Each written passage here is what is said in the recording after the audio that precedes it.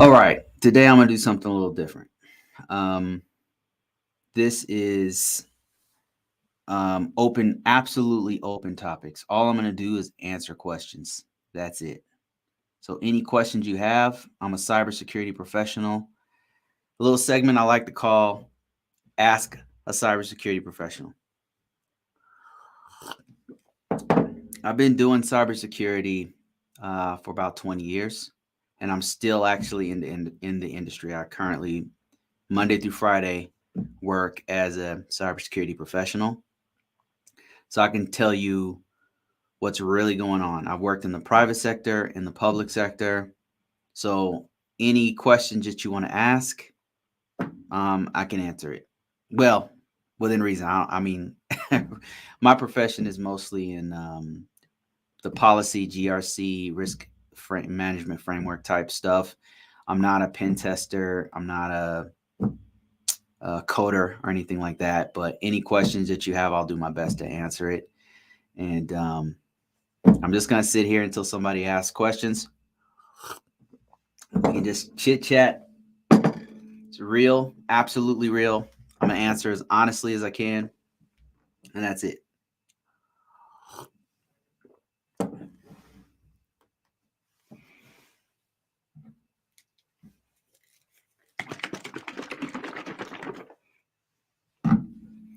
Let's see what's going on here.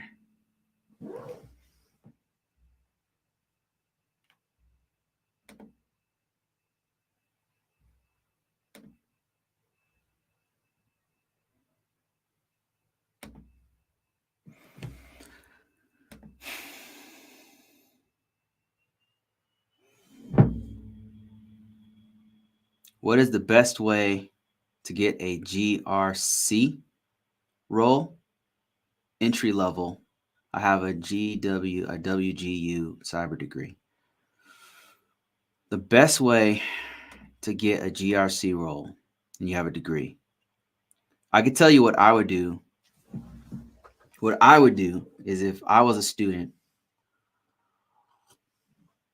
in the current market, what I would do is try to get an internship or an apprenticeship. So a lot of companies are actually looking for college college students. You know, somebody who's been learning the trade for a while and has the required degree that they want or certifications or whatever. That's what I would do. And if you want to find those, what you can do is go to, well, they're everywhere. You can go to LinkedIn, you can go to Monster. They have a drop down where you conduct a search, and then it'll have one that has it'll say either internship or apprenticeship. That's what I would do. Because what you want to do right now as a college person is get some experience under your belt. That's what I would do. So that would be the best way for you to get into a role.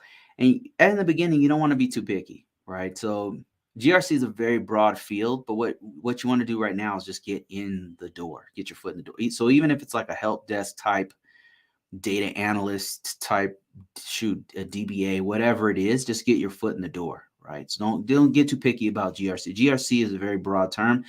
It can mean anything from an information system security officer, an information security person. It can be an assessor, an auditor, compliance officer. Those are all GRC type roles, but don't limit yourself. What you want to do right now as a college student is just get your internship, get into a company, and then put that on your resume. And then, like from there, you can start stepping up either within that company, or you can go to or out another company. That's what I would do.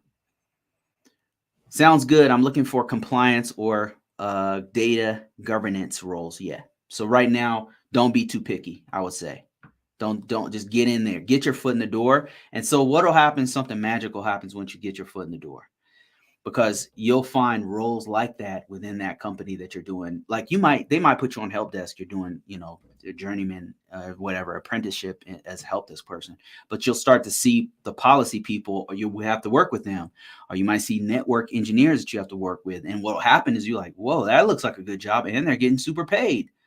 You might want to go into that. So right now, you just want to get your foot in the door. Just get that. Go on LinkedIn, do a search, and look for an internship or an apprenticeship. You're welcome. All right, I got some stuff on LinkedIn. Let me see. Would you say SOC experience or security operations center experience will be helpful to getting a GRC in the GRC field? Yes. The reason why I say that is because I used to work in a SOC. I worked for a SOC. You can check my LinkedIn profile. This question's coming from LinkedIn, so I say that. And the job I did, you'll see it. I don't want to.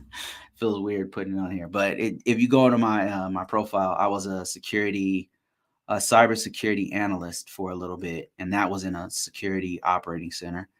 And prior to that, I'd done mostly GRC stuff. That's my profession, is GRC, cyber compliance type work is what I normally do. It's my bread and butter right there. The reason why I say that it is a good transition is because if you are a SOC analyst or have done anything in a SOC, a security operating center is kind of like it's the hub of all security, of a lot of the security that's going in the organization, because you're going to get exposure to not only policies and procedures, but also security incidents and incident response. So in a way, it's better to have that. It's like a fulcrum, and it's a cornerstone of a lot of things that you need to know as a security professional. That I've noticed that people with a pure policy oriented background, they don't have the level of experience that you have already had exposure to. So I've worked with people who are just purely policy people, and I've worked with people who came from a system engineering or system security engineering background, and they come into policy, and the difference is night and day. The reason why I say this is because as a policy person, a lot of times the purely policy people don't know the work that has to be put in to get something developed. So they don't know time frames, they don't know how to speak to very technical people, which we have to do quite often. But you, as a security analyst, a cybersecurity, if you've done cybersecurity analyst work in a SOC or SOC analyst, you have enough exposure to things like network engineering, because you've had to know what an IP is and what's the difference between a private IP address and a public IP address, and what's a gateway address, and you'll know that kind of terminology, so you'll know where to look if we're talking about vulnerabilities. You have exposure to that. So yes, the answer is absolutely. What you want to put on your resume is something. What they're looking for in policy is frameworks. So you want to put things like, if you have any exposure to PCI DSS, if you have any exposure to NIST 800, cybersecurity, NIST cybersecurity framework, Sarbanes-Oxley SOX, or any of those frameworks, you want to put them on your resume. Even if you just know what those are, you want to put them on your resume. It's really, really important to put that on your resume. Even if you're familiar, you can just say, I'm familiar with X. And if you're not familiar with it, go read up on it. If you worked in a SOC before, you have exposure to it. You just don't know that you have exposure to it. It's crazy. It's crazy. That's crazy. But like I said, I worked in a SOC before, and we were using NIST 800. They just didn't, like, the typical SOC analyst just doesn't know that. But I knew it because I done it before, right? So, let me see. Let me see. So I hope I answered that question. Okay, I gotta read Joe's question. Thanks for that money. $19, man. Thank you for that $20, man. I really appreciate that, JoJo. I just want to give thanks to you, your resume help and information on security. At this point, at 6 months of trying to get hired, I'm stepping down and driving an Uber until I finish my computer science degree. Thank you, Joe. I would still like to help you, man. Personally, man, just hit me up on LinkedIn, man. I'm not satisfied with that, so I'll continue to help you, man, for free, man. Just hit me up on LinkedIn, and we'll work together, man. Just like that's, I still want to help you out, even if you're going to school and stuff. And maybe there's something else like we can do to work it out, man. So just hit me up. Let me see. Khalid says, if you remember, I commented one time and said that my resume is CCNP with a bachelor's degree in center engineer. I actually got 3 internships, but still have 5 months. I couldn't land one job. I'm an international student, so I'm not eligible for clearance. I live in the Virginia and DC, but still I apply everywhere and couldn't get anything. Man, that's so surprising. That's so shocking to me. That's such a shock. It's so shocking. The only, I mean, I it's shocking to me. Like DC, Virginia area is the hottest market for cybersecurity. And that's why, and if you have a CCNP, I really don't understand that. Because CCNP is a professional level certification. So the only thing I could say is got to be the resume. I mean, especially if you have, do you have experience? Because that's the thing that gets a lot of people is they don't have the experience. They don't have hands-on experience. They haven't worked in the field before. But if you say you've even been in an internship, I mean, the only thing I could say maybe it's the resume itself. I don't know because this has worked for me all these years. This has been working for me, even when I didn't have that much experience. This has been working. I mean, I so here's step by step what I did. I looked at the market, and the market it goes one direction or another. It's always something going on. Like right now, you can get a good job in like if you have AWS certification, you have cloud experience, you can go that way. If you have cybersecurity experience, you know some frameworks, you can go that way. If you networking, there's so many networking jobs, you can go that way. It just seems like people are getting caught up in certain things. I'm not sure what's going on. Anyway, the first step I did was figure out the market, supply and demand. What is the demand that the market's going for? Right. So the next thing I did was I looked at other people's resumes and I said, okay, what's on their resume? What are they putting on their resume that I'm not putting on my resume? What is the difference? And what I did was I copied their resume. Not I wasn't lying on my resume. Like I wasn't copy and pasting it on mine. What I mean is I looked at the what keywords are they using? What are they doing right that I'm not doing? I looked at the resume. I'm like, okay, I got it. I wrote my resume out. I posted it. Now here's the magic. I posted it everywhere. I posted on Monster, on Dice, on Career Builder, on LinkedIn, everywhere. And then I started getting people contacting me. As a matter of fact, I have to turn down most of them. I would have like 5 interviews, and then out of 5 interviews, I'd have like 2 pretty good options, and then I'd have to pick one of those, right? And sometimes it just wouldn't work out even after the interviews. It'd just be like, nah, we don't. It's just not compatible. But that's what I did, and it's been working for years. So whenever somebody says I cannot find a job, I'm so shocked because it's really been working for me for many, many years. All the way back. I've been doing this 20 years, and all the way back when I was just out of the military, and maybe that's the special sauce. I don't know, but in the military itself. But I didn't have a lot of experience when I got out, and I still managed to land it. It wasn't the first job I got outside the military was with Northrop Grumman. It didn't pay that good. It didn't pay great. And I was still trying, but I was eager to learn. Maybe that's what it is. I was really eager to learn when I got in that position. And I did. I learned as much as I could. I had a person who mentored me, and I learned everything I could from that person. And I was able to like keep leveling up when I was at that first job, that field technician 1 job.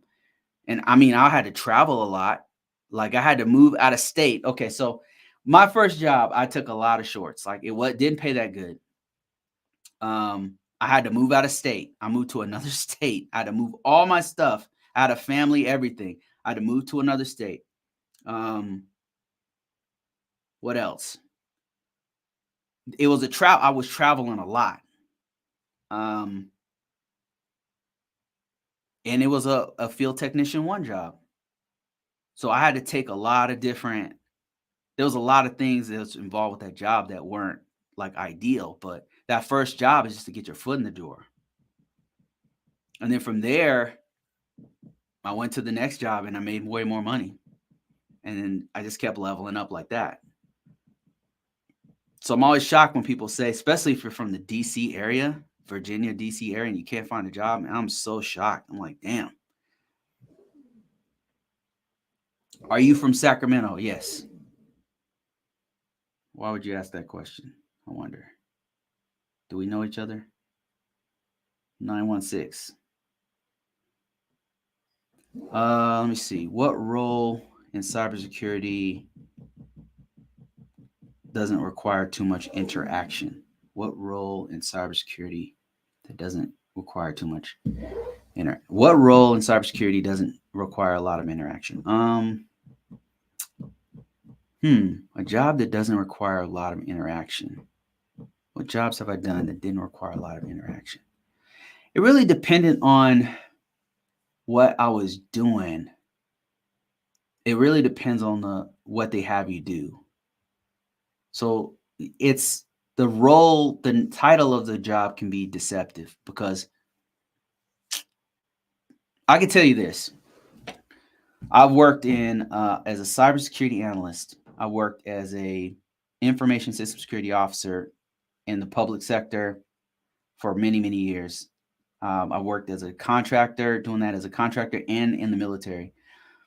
I worked as we called it, I worked in this job where we just did inventory, and I was in IT. And I worked as a trainer where I traveled around the country and around the world to like teach. And I was teaching like DIACAP and NIST type stuff, and a little bit of cybersecurity for Windows. I taught Security Plus. I've done all these different roles, and the one that had the least amount of interaction with human beings was the one where we were doing inventory. We were locked in a closet just doing inventory. There was one other person that was my boss, and that's all we did. Was we would take inventory from whenever they were decommissioning computers, they would send them to us, and we would take it, and we had to take the hard drive out, destroy the hard drive. It usually just had unclassed stuff on it, but we had to destroy it or magnetize it or whatever we did. And then we would take the other part, like the casing of the computer or the monitors and stuff, and we would have to release those to this other organization that would either donate the case, or they would trash it. So that was in the military, but that was the least amount of interaction I did. The second least, least amount of interaction. I was an ISO for Air Force weather agency, and that was just a lot of writing. I've done a couple writing gigs, so probably the ones that had the least amount of interaction were the ones where I was just writing policies. I had a couple jobs where I was just writing policies. Forgot about those. Those are probably the number one. Would be the one where I was just doing. We were decommissioning systems. And that's it. No interaction. Just me and my boss. That's it. Very quiet. We can go a whole day without saying a word. It was so quiet. The other place, the second one would be policy writing. I'd have a meeting. They tell me what they want. They give me the stuff I needed. Sometimes I was rewriting policies or procedures, or I was, and they just left me alone. It was like, boom. And then that's all I did was write. So probably the writing gigs would be the ones that the decommissioning one's probably too hard to find. How did you get in? I finished my project. I got a CompTIA Security Plus, but to get a job hasn't been easy. Is that what you mean? Yeah. So cybersecurity is information technology as a whole. It's not like other jobs. Because they'll say it's an entry level position, but a lot of times what they mean is, entry level means you have 1 year of experience. Entry level doesn't mean zero experience. So you can find jobs with zero experience. And if you're absolutely brand new and just know that, and all you have is the knowledge, right? And you have no experience, or you're a student or something, you want to look for jobs with either an internship. If you're actually a student, have a bachelor's degree, associate's degree, or master's degree or something, go for an internship or an apprenticeship. But if you don't have a degree and all you have is a certification and you're just trying to, the knowledge, you have to know the knowledge. There's no way around that. And if that's the case, then what you need to do, what I would encourage you to do, my advice, what I would do if I were you, knowing what I know now, is apply for a job that's looking for zero experience. They're hard to find. They don't pay a lot. They might have you travel. It won't be nice. My first one out of the military it wasn't fun. We traveled all the time. They didn't pay us. We weren't the highest paid guys. There was only 2 of us. They had us doing way more work than we should. Yeah, that was my first one out of the military. So, so that's what you gotta find a job like that. I had to move out of state. I had to move to another state to get this job. Like, there was so many things I did. Like, I was in California. I got out of the military. I separated from the military in California. There were no jobs that paid enough for me to live in California. There were jobs in California, but there was none that was it was just too expensive there. So realistically, if I wanted to buy a house and I wanted to do I was just thinking realistically, right? So I didn't want to live with my mom. I had a kid, I was married at the time or whatever.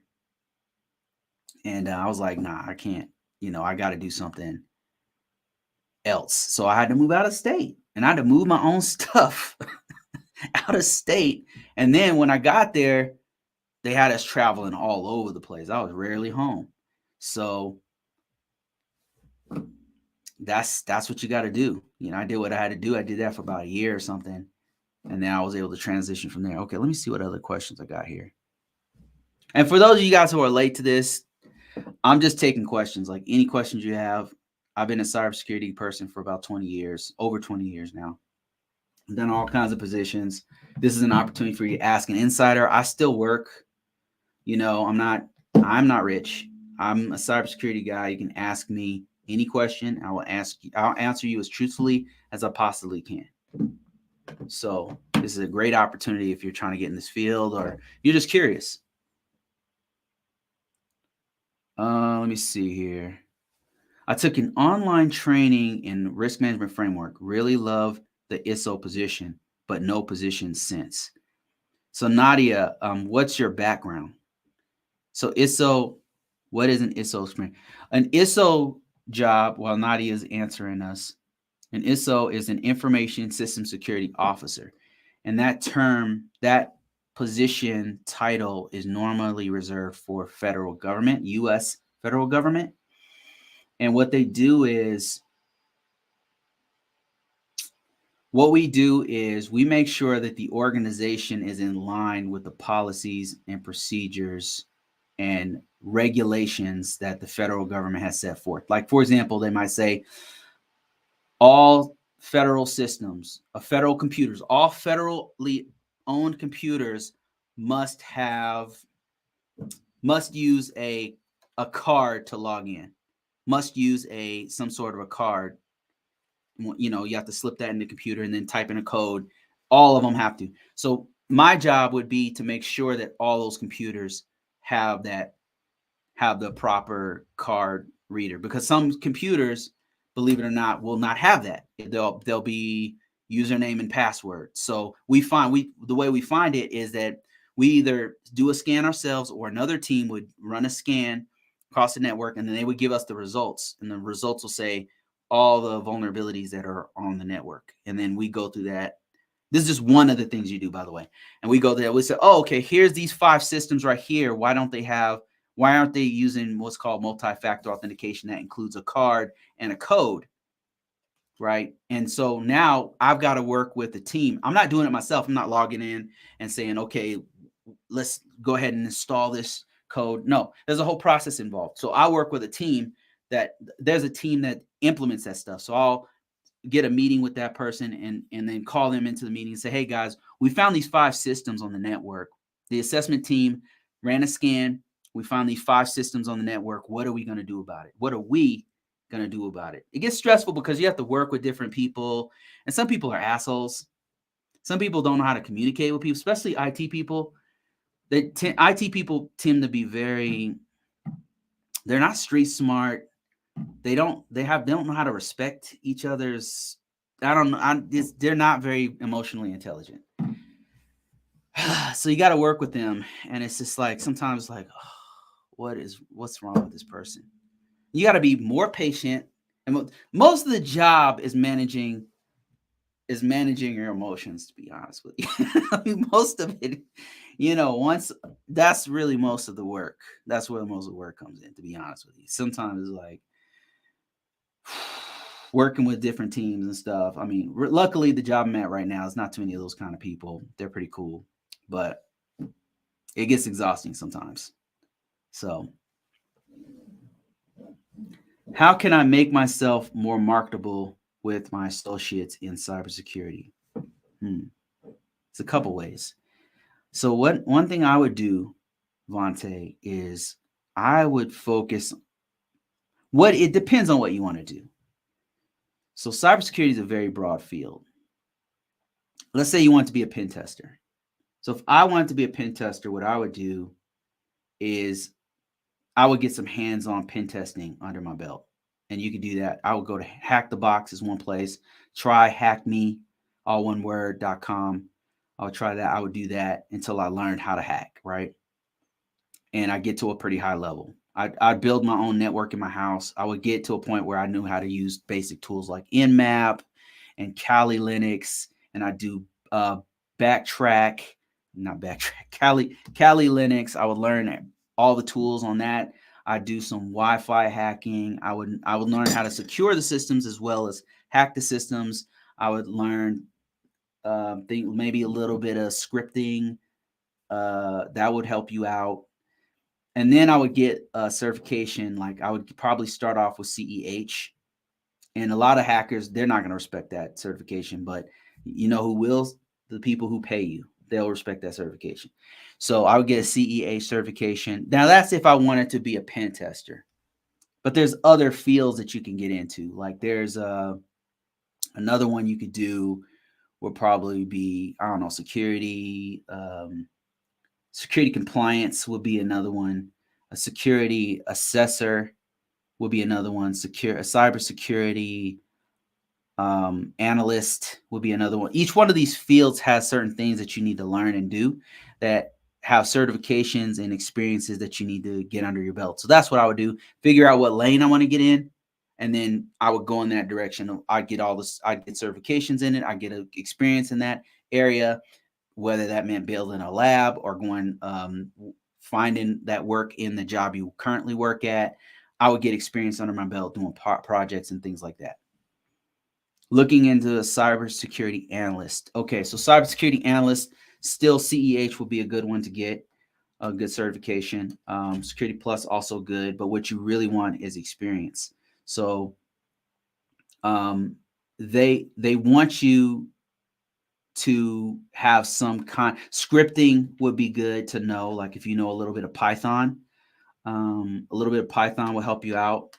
Maybe some Perl and some regular expression, things like that. But really some hands-on using some of the tools like scanners would help you out. Like if you knew Tenable, Nessus Tenable, a little bit of that will help you. And if you like, well, where do I get that? Just Google Tenable, and there's a 7-day trial or a 14-day trial or whatever. You can literally download and start messing with it. And I would also mess with Nmap. You need to know some Nmap type. There's a whole bunch of things that you need to know that are going to help you out. Somebody said Wireshark, using try hack me right now. Yeah, stuff like that is you want to get under the belt. But here's the thing. Here's the kicker. Right now, if you have no experience, you need to just get your foot in the door of any place, any organization. You want to get your foot in the door, because the hardest thing to get is not necessarily a degree or a certification. The hardest thing to get is experience.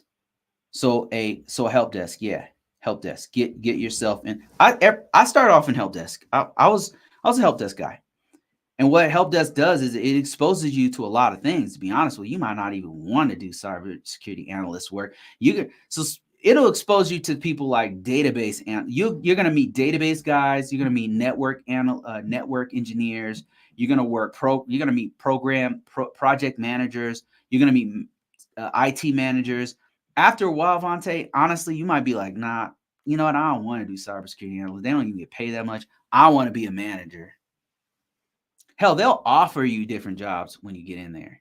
So you want to get your foot in the door right now. Just get your foot in the door. Now, if you can land yourself a cybersecurity analyst job, I'm not telling you not to take it.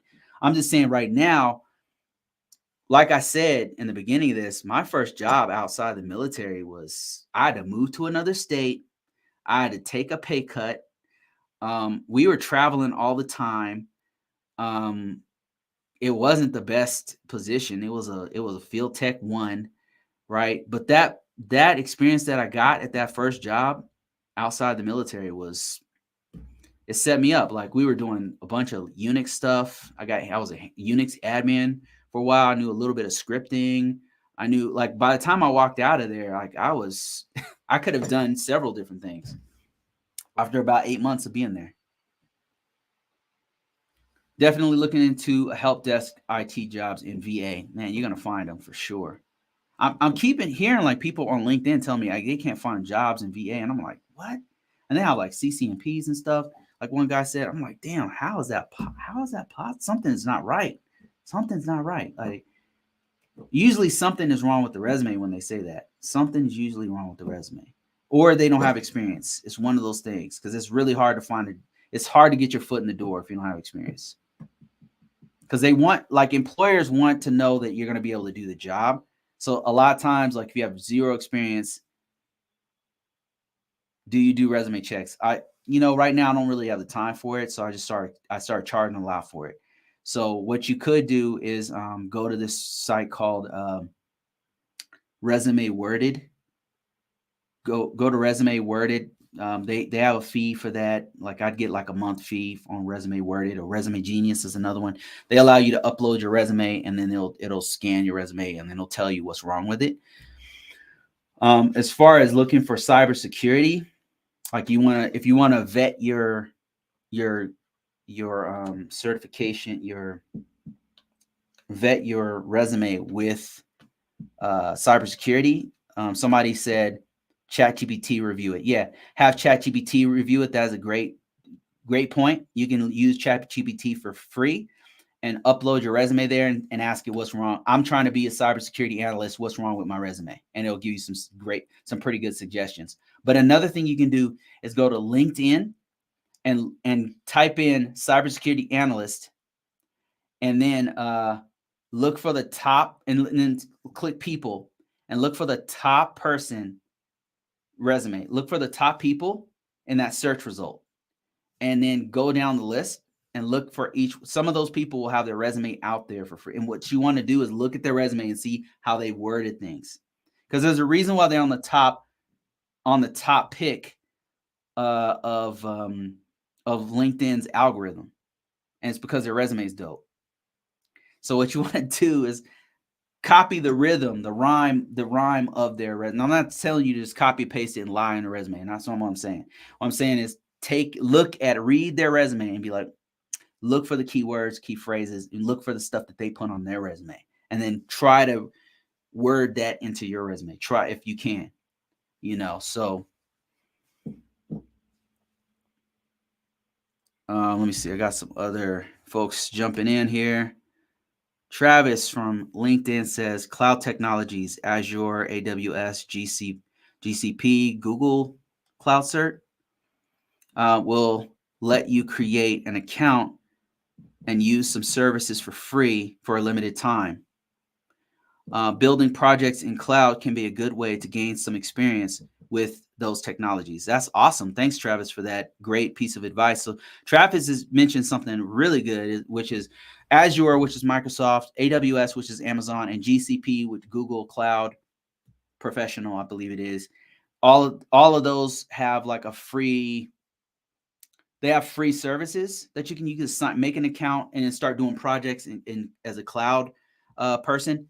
Learn as much as you can, and then you can put that on your resume and say, hey, I know how to, you know, you put that experience or that project information on your resume so you can build out your resume even further on cloud stuff. And then just be truthful when you get into the interview. Tell them flat out what you did. Let's say I logged into AWS and here's what I did. I did this project. I set up a few OUs. That much I know how to do, but I'm anxious to learn more. Right? That's really important. They want to know that you're anxious. Whenever I've done interviews for organizations, I'm always looking for that. I'm not looking for that guy who knows everything, who thinks they know everything, who doesn't want to listen or take instruction. I'm looking for that eager person who's willing to listen, willing to learn, and willing to work with the team. So you need to be that person in the interview and say that on your resume as well. So hope that helps.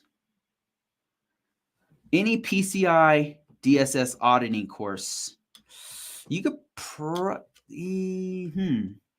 DSS auditing. I know that PCI DSS auditing typically requires at a high level requires that you have a CISSP and a CISA, and you got to be what's called a QA, a qualified auditor,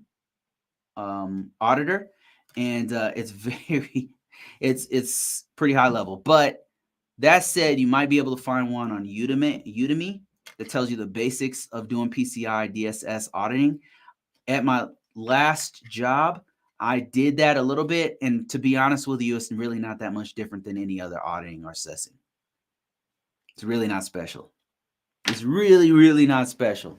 You're doing the same. You're looking at policies. Oh, do they have a policy on access controls? Do they have physical control set in place? It's really not even different. Like, I don't know why the QAs have to have a CISSP and a CISA and a like, dude, come on.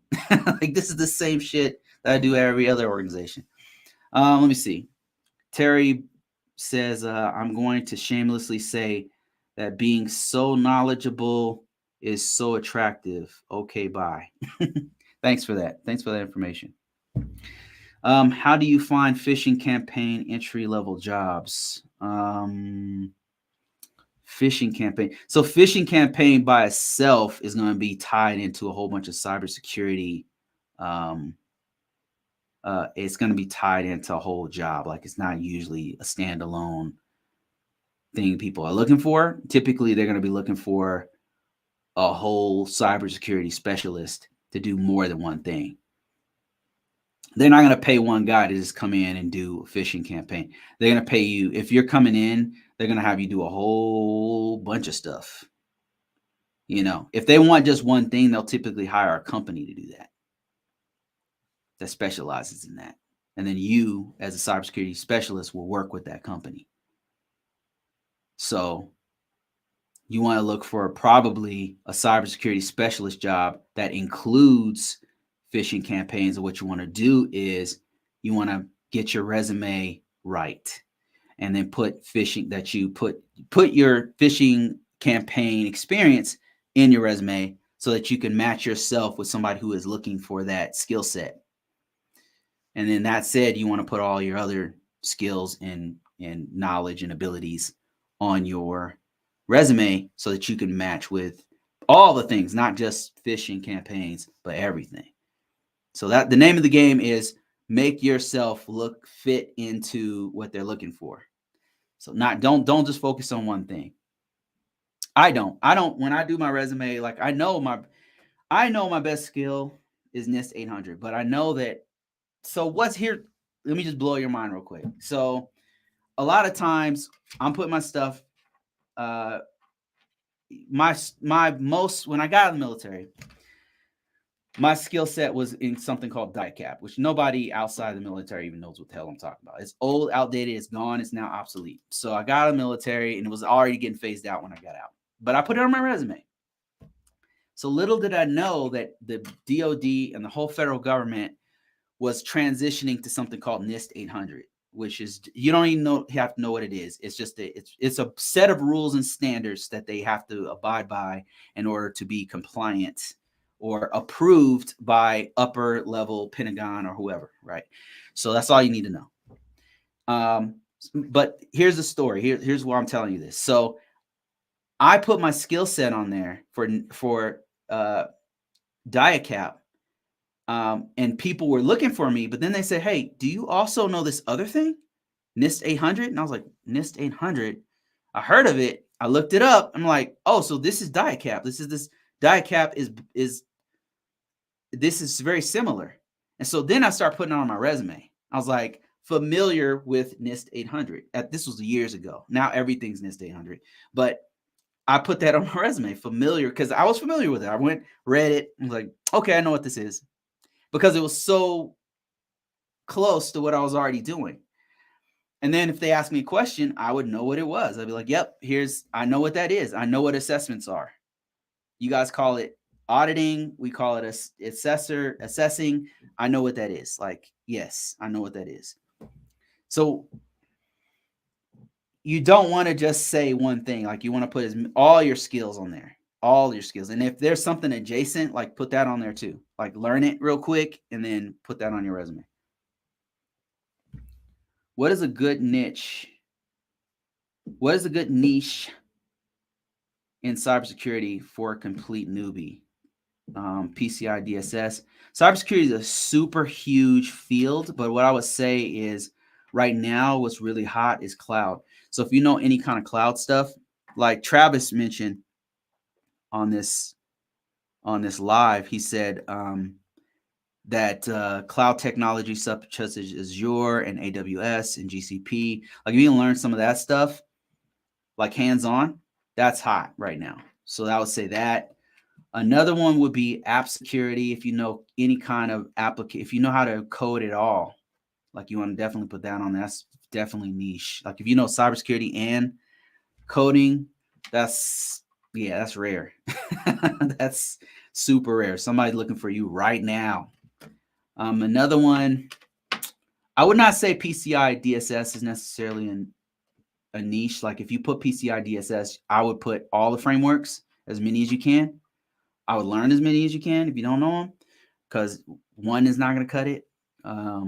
Typically, when you go into an organization, they want you to know PCI DSS and NIST 800 and NIST Cybersecurity Framework and some other crap. So Noah's like, what you want to do if you're a compliance person is go and read up on those and then say familiar with this, familiar with that. If you know one, you're going to be familiar. You can get very quickly familiar with the others because they're familiar.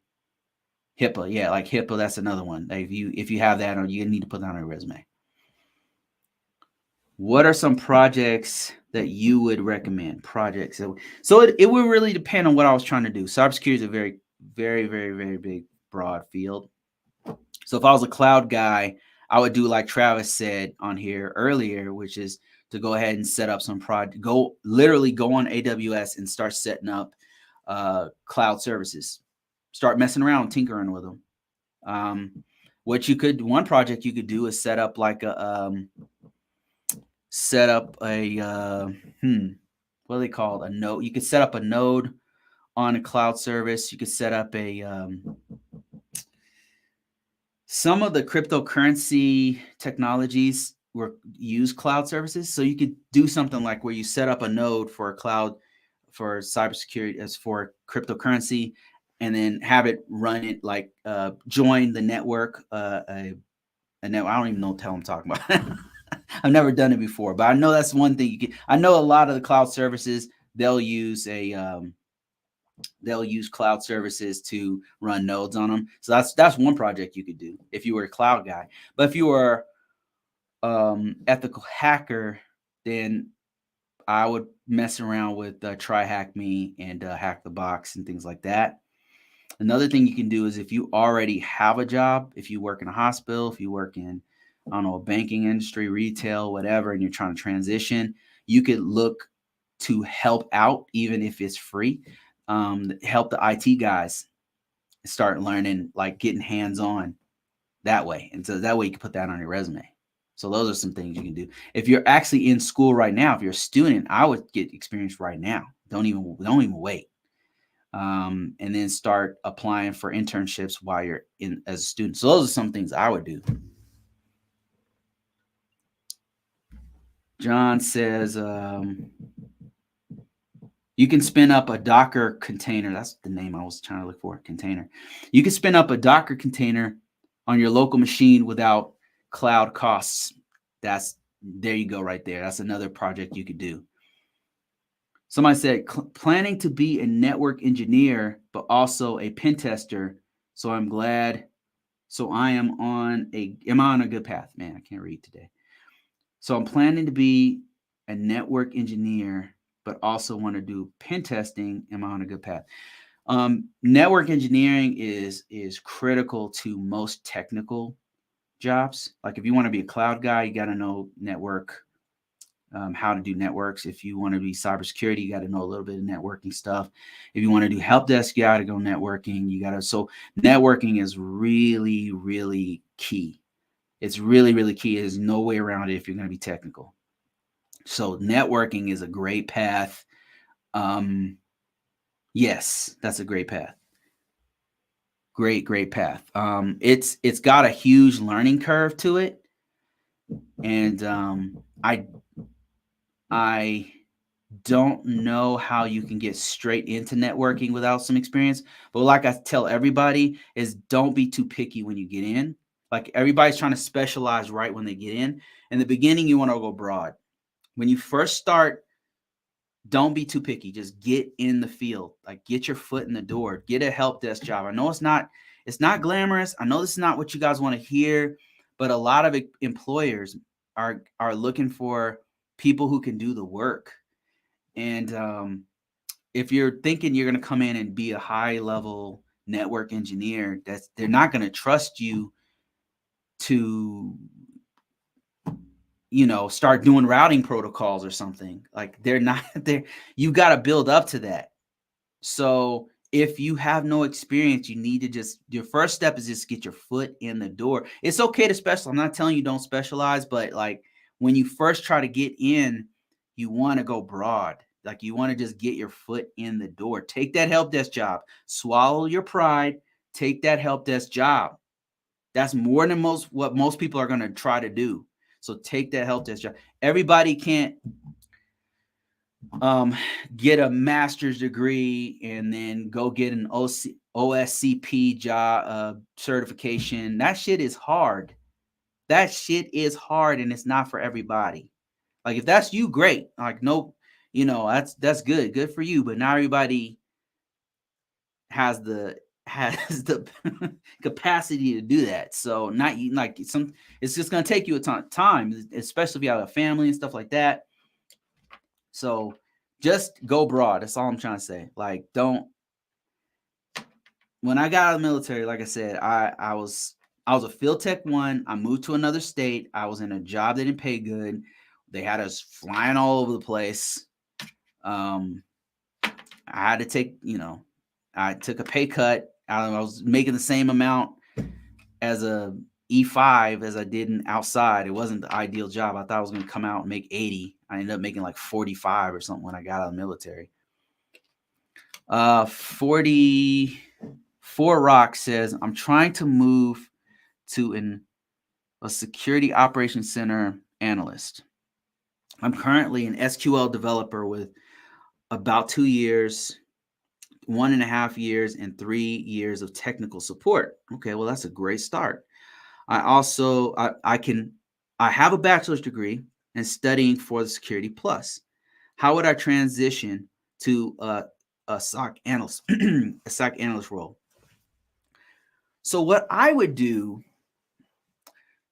is I would make a resume that's specially designed to catch those SOC analyst jobs.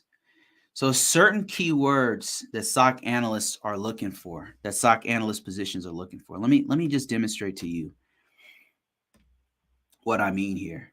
What I'm going to do is I'm going to go to LinkedIn. I hate going to LinkedIn when I'm live because then it shows my face. And then I got to look at this crap. I don't know if I can switch my screen. Hold on a second. Let me just see if I can switch the screen on TikTok. I don't know how much that you guys are going to see, to be honest with you. But I'll do my best here. So let me show you what I'm talking about here. I'm going to go to a search. Let me switch my screen so you guys can see this.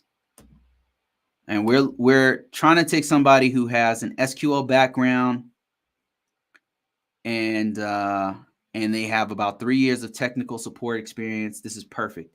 So now I'm on LinkedIn, and here's what I'm going to do. I'm going to say SOC analyst. Watch this. Check this out. This is how I would do it. So you can follow along with me. I'm on LinkedIn. I just search for SOC analyst. And now see how it says jobs, people, posts, companies. Now what we want to do is we want to do people. What I'm looking for here is people's resumes. Some people will post their entire resumes, and these people are godsend. Now, notice how the algorithm is choosing these people. Now, you got to wonder, why are they choosing these people at the top? Why are these particular people out of literally hundreds of thousands of people? Why are these people first? It's because their resume is dope. It's because their resume is very, very good. And let me show you why their resume is very, very good. So first of all, look at this person, Tyler. He's got the keyword that we're looking for, SOC analyst at this company, CCNA, Security Plus, Network Plus, Secret Clearance. These are all keywords. These are things that you, for Rock, want to have on your resume if you can. Maybe you don't have a CCNA. Maybe you don't have a Security Plus, right? And that's fine. But all we're trying to do right now is look at what types of things that this person has done. So network administrator is one thing. You see this keyword here, SOC analyst. You want to somehow get this on your resume.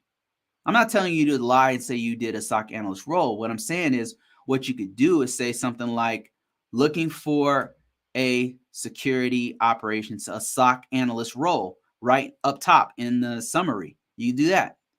You could say anxious to work in a security analyst role. Like there's ways you can slip that key phrase in your resume, and that's what you want to do. You want to target this particular market. That's what we're doing, is we are targeting this market. We got to think like a marketer, like we're advertising ourselves, because that's what we're doing. So check this out. What other things do they have on here? Skills. You can look at some of their skills here. The ones that stand out to me is this one right here. SIEM. This is security, information, and event management. This is definitely a key word right here. The key phrase. You want to put this on your resume. If you've done anything with a SIEM whatsoever, you want to put that on your resume. You want to somehow get that skill set on your resume. And if you don't, like maybe you can download a SIEM and start messing with one. They've got free downloadable Splunk. I believe Splunk will allow you to download. Splunk is a SIEM. Download that, mess around with it for about a week, and say familiar with Splunk. Get familiar with it, and then that way you can put it on your resume. Familiar with Splunk SIEM. Splunk itself is a keyword. And then here's some other keywords. If you've done any of these things right here with your 3 years of experience, you need to put this on your resume somehow as a skill or whatever. So let's look at other things that they have. They have a CCNA, they have a Network Plus, these are all keywords. So what I want you to do is not just focus on the first person you see here, but go down the list. Go down the list and look at keywords that you can put on your resume and target your resume. You can have more than one resume, just so you know. You can have more than one resume. That's what I do. Like, as a matter of fact, hold on, let me switch this. And I apologize for the TikTok just doesn't. Anyway, so what I've done before is there was a time when I was at a crossroads and I had these two deep skill sets. One is what I do now, which is information system security officer work, security compliance, stuff like that. The other path was a SOC analyst. I mean, I could do both of those. So what I had to do was create 2 different resumes. One resume enhanced all of my skills as a compliance officer, and the other one it highlighted my skills as a SOC analyst. And that's kind of what you want to do. The reason why that's a smart thing to do is because you don't, even if you want to be a SOC analyst, what if somebody came to you and said, listen, we're going to pay you $200,000 as a SQL developer for 8 months of work. This is an 8-month contract, but we really need somebody to do SQL development. Would you not take that job? If they offered you enough money, you would take the job. So you want to have 2 resumes, one with your skill set as a SQL developer, and then another one with your SOC analyst, with all the keywords of you being a SOC analyst. You might even want to put at the very top SOC analyst, and then summary, looking for a position as a SOC analyst, and then highlight all of the skills that you gather from all of these top people on LinkedIn. Get those keywords in there. Maybe practice some Splunk and some other SIEM technology so you can put that on your resume, and all the other tools that you're going to find when you start digging deep into those other people's resumes. So that's what I would do. And I guarantee you some of the skills that you're going to find, you've done them. They are not on your resume. You need to get them on your resume. Okay, let me see. He says, include that you are working on relevant certifications. Exactly. So CCNA, you notice that was a key word, right? So you could put working on CCNA, right? And actually work on that CCNA. Some will hire you without the cert and give you time. Exactly. This man knows what he's talking about. SVT, thank you so much. That's great advice. Yep, no problem, man. No problem. Yep, look, I have worked with Splunk. Is it on your resume? Is Splunk the SIEM technology on your resume? Listen, you gotta put that on your resume. You gotta put that stuff on your resume. If it's not on their resume, man, they're gonna pass right over you. That's what SOC analysts are looking for. That's what they want. You already have the skills, it sounds like. It's just not on your resume. So let me see. I got some stuff coming through on TikTok. There's just a lot of stuff going on TikTok. So what applications do you utilize in your day job that would tie into cybersecurity? What applications do you use? Splunk. Splunk is one. Any kind of SIEM. Other SIEMs would be ArcSight, QRadar from IBM. Those are the types of things you use in cybersecurity work. Another one would be scanners, vulnerability scanners such as Qualys. Another one would be like Tenable, Nessus. And then there's tons of other ones, but vulnerability scanners is another one I use quite frequently. What are some other tools? As a information security officer, we use like content managers, GRC managers, which is things like Archer is one, EMAS is another one, and they got tons of other ones out there. There's a lot of them. So if you work on those ones, that's another one that you use quite a bit. Other tools you might use, it depends on what you're doing in cybersecurity, because it's a very broad field. So we're very diverse. There's not just one. If you're a firewall guy, obviously the actual firewall you work on, whether it be a Palo Alto firewall, which uses a whole suite of tools that are in Palo Alto firewall, and there's a bunch of you've got to be able to navigate that the back end of the firewall. Things like Cisco ASA. I don't even know if they call it ASA anymore. Correct me if I'm wrong, guys. I think it's different now. But anyway, so those are some of the tools, and it really depends on what you're doing in cybersecurity, because it's a very broad field. Okay, got another question here. I'm thinking about getting into cybersecurity. What's your background, Lauren? How did you get in? Oh, so brief conversation has an apprenticeship. That's awesome. Just got a cybersecurity apprenticeship. Help desk is nice. IT support technician is a nice start. It's an awesome start. It's an awesome start. It exposes you to so many things. It exposes you to so many things. You might not even want, like a lot of people, like you start off as a help desk guy and you want to get in the firewalls or whatever, right? And you find out like, dang, these database guys get paid a lot of money. And plus that seems like it's easy. And then you'll go in another direction because you get all this exposure as a help desk person. Because you're touching so many different things and talking to different things are going on. So you're going to get your organization. A lot of times you're the first person that they contact to see if they can fix this issue on your laptop.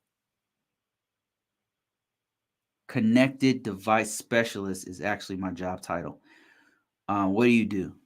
Connected device specialist. Is it networking? Is there any networking involved in it at all? Sounds like there is.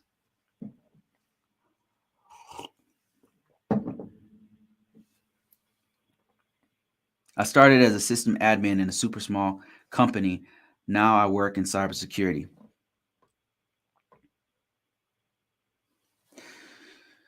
Would you say that one more time couldn't record it? Wait, what was it? Could you say the applications one more time? Okay. So the applications vary. All right. So it depends on what field, what branch of cybersecurity you're in. I'll give you 3 different examples. One, I'll start with my job. My job is a compliance person. I do information system security officer work. So I'm not really hands-on, to be honest with you. I'm not fixing things. What I'm doing is a lot of coordination. It's a lot of evaluating whether or not our organization has a certain level of a certain security posture. So some of the tools that I use would be SIEM, which is a security information event manager. And that's things like Splunk, ArcSight, the old one, ArcSight, QRadar is another one. Those are all SIEMs, but there's hundreds and hundreds of different SIEMs. And what they do is they consolidate all the logs, like all the logs that are being collected in an organization. It pulls all those in one place so that you can correlate them. Like you can say, okay, this IP came from this place and it went to this system here. It puts all those together and it has an algorithm that'll help you to do that. So that's one tool we use, SIEM technology. Another one would be, that's a big one for us, for me as a policy person, is a GRC.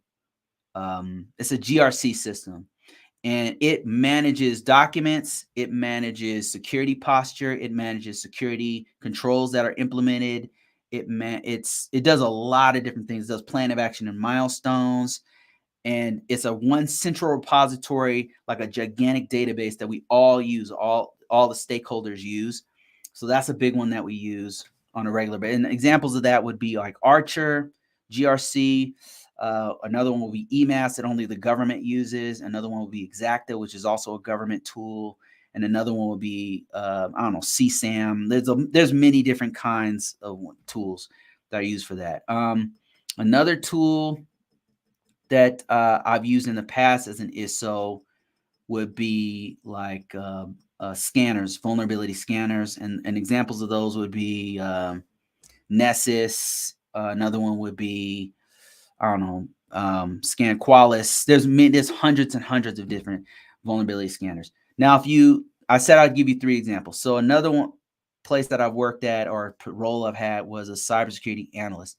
So cybersecurity analyst is very different. It's more hands-on, where you're working with you're basically looking at the guy who looks at the logs. So I don't do too much of looking at logs. I mean, I'll do a little bit as a policy person, but as a cybersecurity analyst, that's all you do. That's like 90% of your job. So that is one of the main tools we would use. There's that SIEM, which is like things like Splunk or something like that, or ArcSight or something. Another one that was big for us was IDS and IPSs, which is an intrusion detection systems and intrusion prevention systems, detection and intrusion prevention systems. And the one we were using at the time was Mac. I don't even know if they still have it, but a McAfee IPS and IDS. Other tools that we were using, every now and then we use like Nmap and scanner tools. Let me see. I said I'd give you 3 different examples. What's another cybersecurity type role? Oh, okay. Here's one. If you happen to be a red teamer or an ethical hacker, the hacker people, the pen testers. So pen testers use a lot of different tools, and really they have to have a skill set. It's not just tools. They have to have a skill set and know what a criminal hacker would do. They need to know what's called it's called attack framework, and it tells you like different attack methodologies and techniques that hackers would normally use and like where they're going to go and how they're going to do things. But tools that they would use, like applications, would be Nmap is a good one. You notice I use Nmap a couple times. Another one would be vulnerability scanners. That's another one that pretty much all of us use some sort of vulnerability scanners. That's a really good one to learn. Like another tool that those guys have to be typically will be familiar with. They use a lot of tools like Kali Linux. Get familiar with that one if you're doing like any kind of hacking type stuff. Kali Linux itself is just a suite of tools all put together. Metasploit is another one that they'll use quite a bit. You got to be familiar with that. Other tools that I didn't mention here, it would be like I don't know, malware, anti-malware systems like McAfee has a bunch. Another one would be Tanium. Another one would be I don't know. Help me out, guys. Let's name some stuff. There's so many different tools that cybersecurity people as a whole that we use to help us with our job. And a lot of people are saying, you know, man, are you worried that AI is going to take your job? No, I think that what will happen is AI will be integrated with a lot of these tools, so it will actually make those tools better. And to be honest, there's not enough people doing this work, so we need all the help we can get. So if AI is going to be there to help us out, then that's great. To be honest with, it's just too much work for us to do, and there's not enough people coming into this field. Not enough people want to put the time in to actually do this. Like a lot of people, they talk a good game, like, oh, I want to get into cybersecurity. But then when they see the learning curve, they're like, you know what? Nah, I'm good. I'm gonna do this over here. So I hope that helps you out. Let's see here. Okay, let's see. Like, seems like you got 2 questions here. Could you explain the OSI model from cybersecurity perspective? Also, what are some examples of effective audits and controls against social engineering? Can you explain the OSI model from a security perspective? Man, I haven't messed with this in a long time. OSI model. So OSI model is a little tool that's used by network engineers, networking type stuff. And so let me show you my screen here. I'll do my best. I'm kind of rusty at this, man. I'm pretty rusty at this. You know what's really helpful is when they match the OSI model to the TCP/IP stack versus TCP/IP help. Okay, watch this. This right here. This is a great way to learn this. This right here is a great way to learn this. Yeah, this one right here. This is a good one. This right here. This is like, no, this is, wait, hold up. I need a better one. I need one that's going to show up on here. This one's actually very good.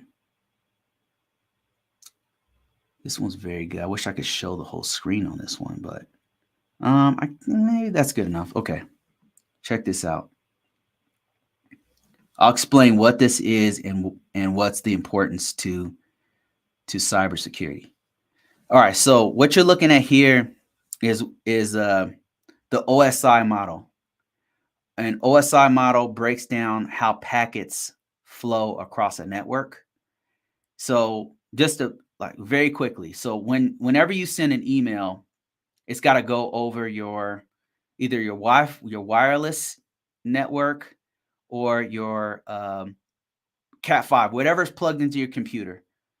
It's going to go over a physical layer, right? The actual wire, or if you're on Wi-Fi, which a lot of us are, it'll go over that signal that's in the air, that's encrypted, hopefully. And then it's going to go to the data link layer where it has what's called a MAC, a MAC address. So a media, I can't remember the name of what's the MAC address called? Like there's a breakdown of the actual what that means. But anyway, it's a MAC address that's assigned to each network interface card. So, and that's how it knows how to get from one computer to another computer that's on the same network. And so the next layer is network layer, which is IP, the actual IP address. And so if you're going outside of your local area network to another local area network, it's going to use the network layer. The transport layer is dealing with ports, actual ports, right? And then presentation layer, I can't speak on a session layer, but presentation layer is if we said email, right? So the email has a certain format of email. You got I don't know, man, I'm really stretching my freaking technical knowledge here. So I know it sounds pathetic, but so presentation layer is the format of the email.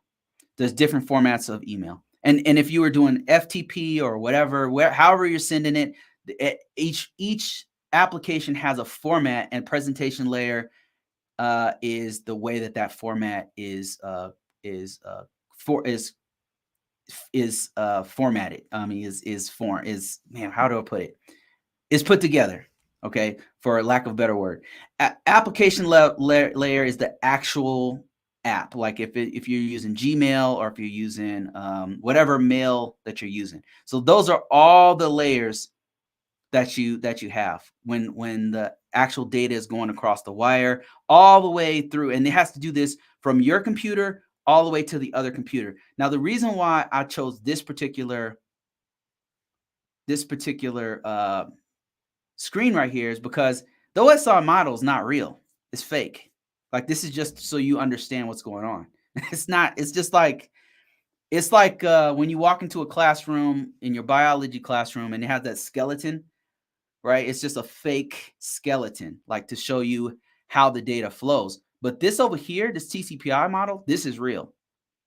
And so all this OSI model is doing is helping you to understand how the data flows.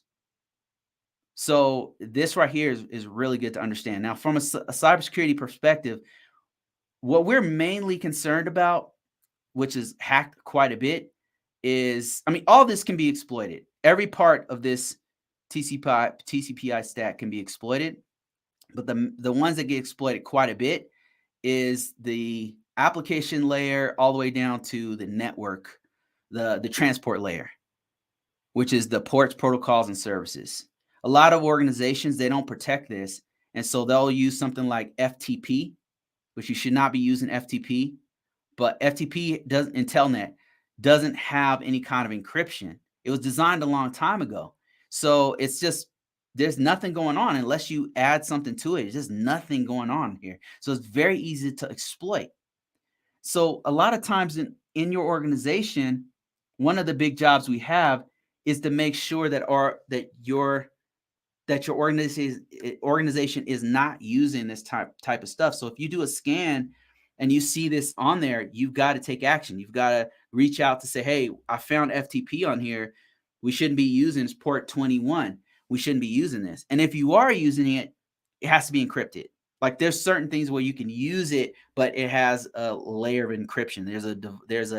You have an application there that encrypts all that data from point A to point B. So our job is to look at all the ports, protocols, and services that these are using on the transport layer and see where it can be exploited and how we can protect it. And then also applications is a big one too, because a lot of times organizations, what they'll do is they'll have applications out there that are end of life, that'll have a bunch of flaws in the presentation, meaning the way they initially wrote the code can be exploited by something that was found by some hacker somewhere, or some other organization, or a government even. So that's my explanation of it. I'm not very articulate on this. This is not what I do. You know what I mean? So I could talk to you all day long about risk management framework, but I'm really rusty on cyber and actual networking stuff. Super rusty. I couldn't even. My buddy, he could break all this down. I wish he would, like, if I can get him on here, he would break all this down too. He's freaking excellent at this, and he's really good at explaining this. But me, not much. We'll get it together. Thanks, man. Thanks for the words of encouragement. Okay, what do you consider the most significant cybersecurity threat? People. People are the weakest link. For sure, hands down, not even close. People, uneducated people clicking on links that they shouldn't click on, downloading applications they shouldn't download, just being ignorant and willfully negligent on the network. That would be the biggest. That would be the biggest thing, is the people. Not the firewall, it's the people.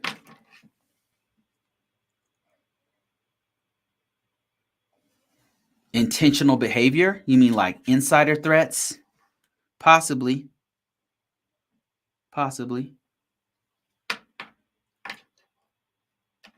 Let me see.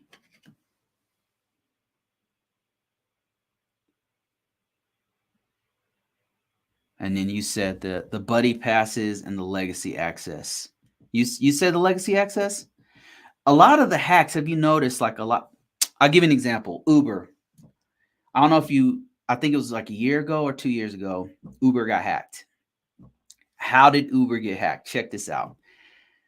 So this hacker is a kid, is like an 18-year-old, 19-year-old kid. And this dude, he got a hold. He emailed a person in Uber who happened to be the guy was a system administrator. He ended up getting the guy, I don't know how, but he got the guy's part of the guy's credentials.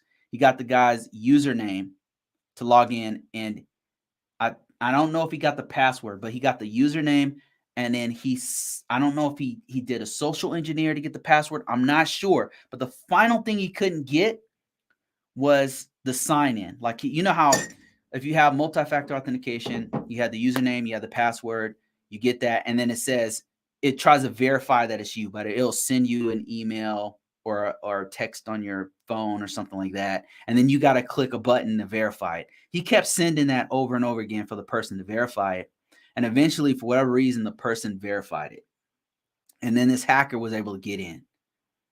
So right away, two things are wrong. So why did this system administrator, how did he get the guy's username and password? Number one, how did he get that? The only way is that it was put somewhere, that maybe it was in the guy's email, something, I don't know. But right away, that's a user error. Like, how did he get that?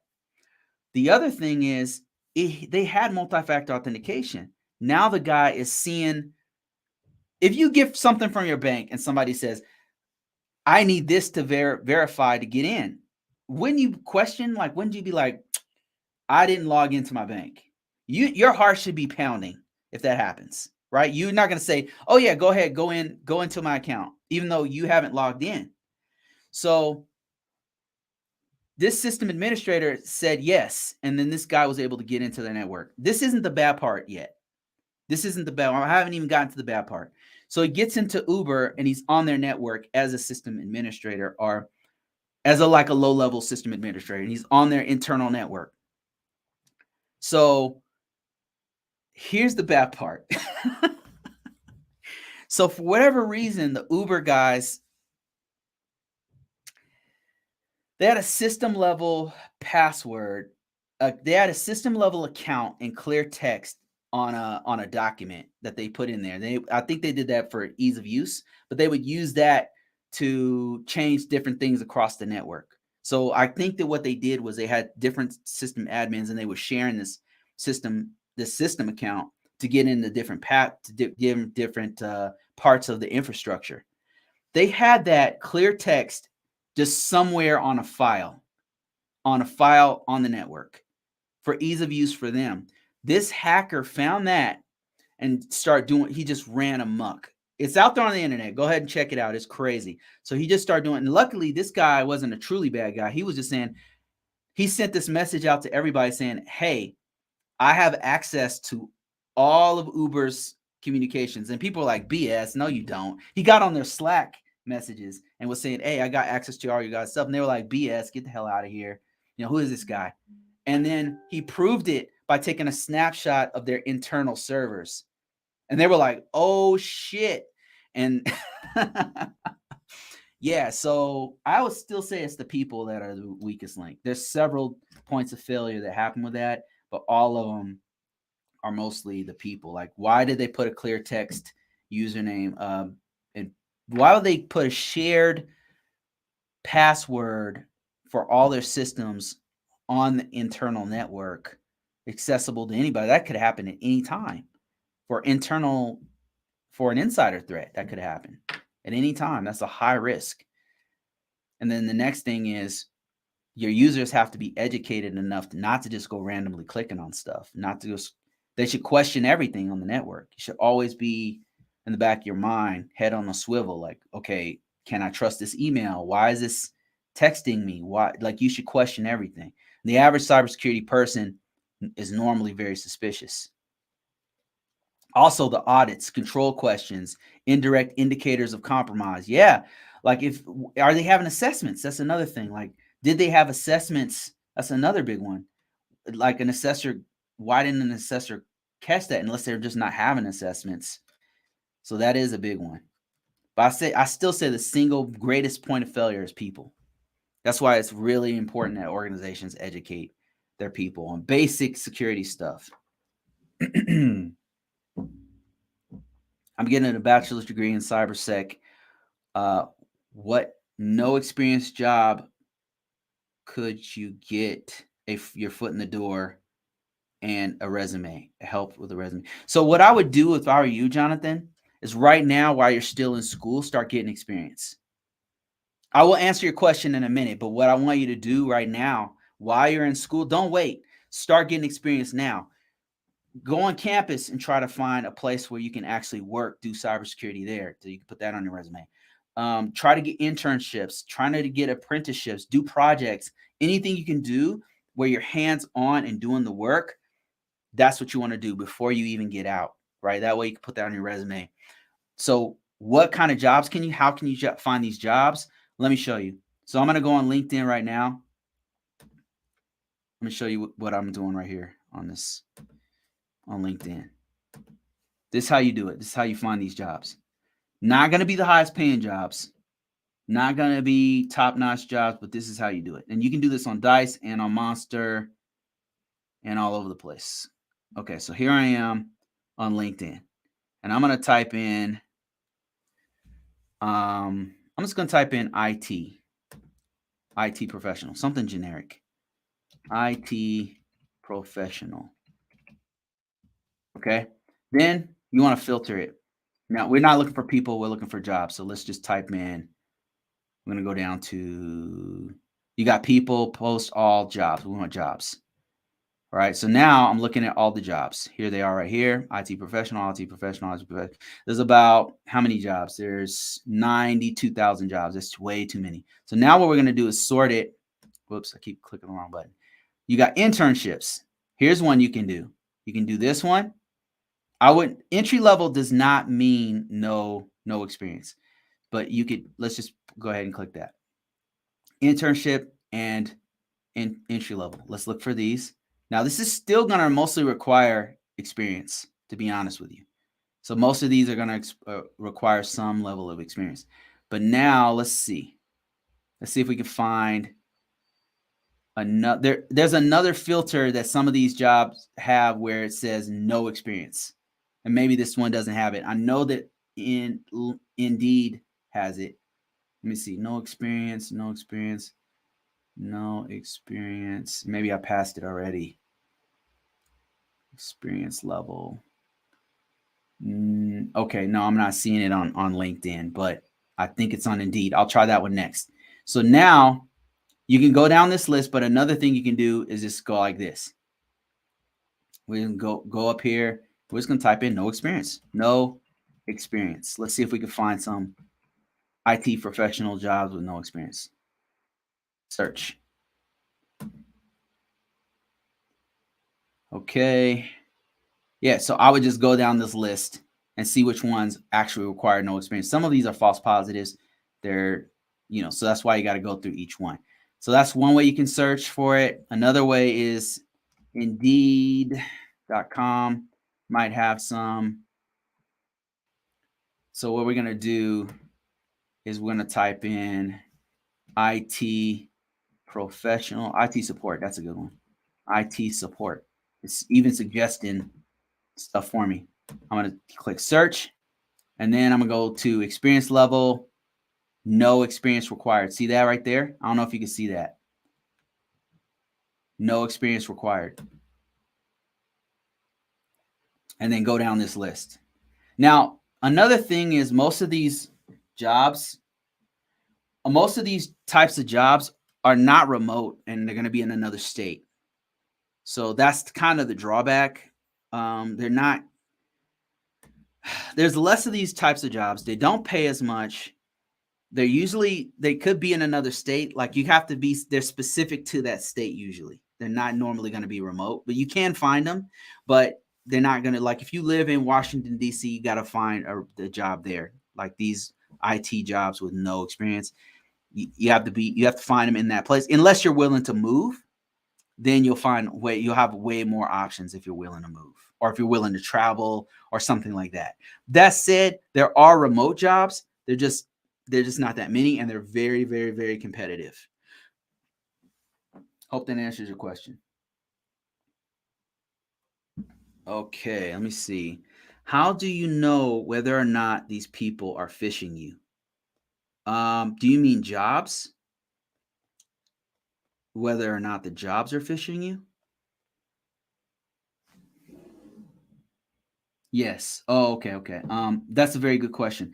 So, somebody who contacted me, I walked into the resume process. Joe, if you're watching me, man, my offer still stands. By the way, just contact me back, man. I'll help you some more about with your resume. But anyway, so I helped Joe. I redid his resume and stuff, and we put it out there. He got a few interviews. Unfortunately, he was not able to land any jobs. But he said to me, like, man, I'm getting a lot of scams, like especially from India. There's quite a bit. So for me, here's how it works. Okay.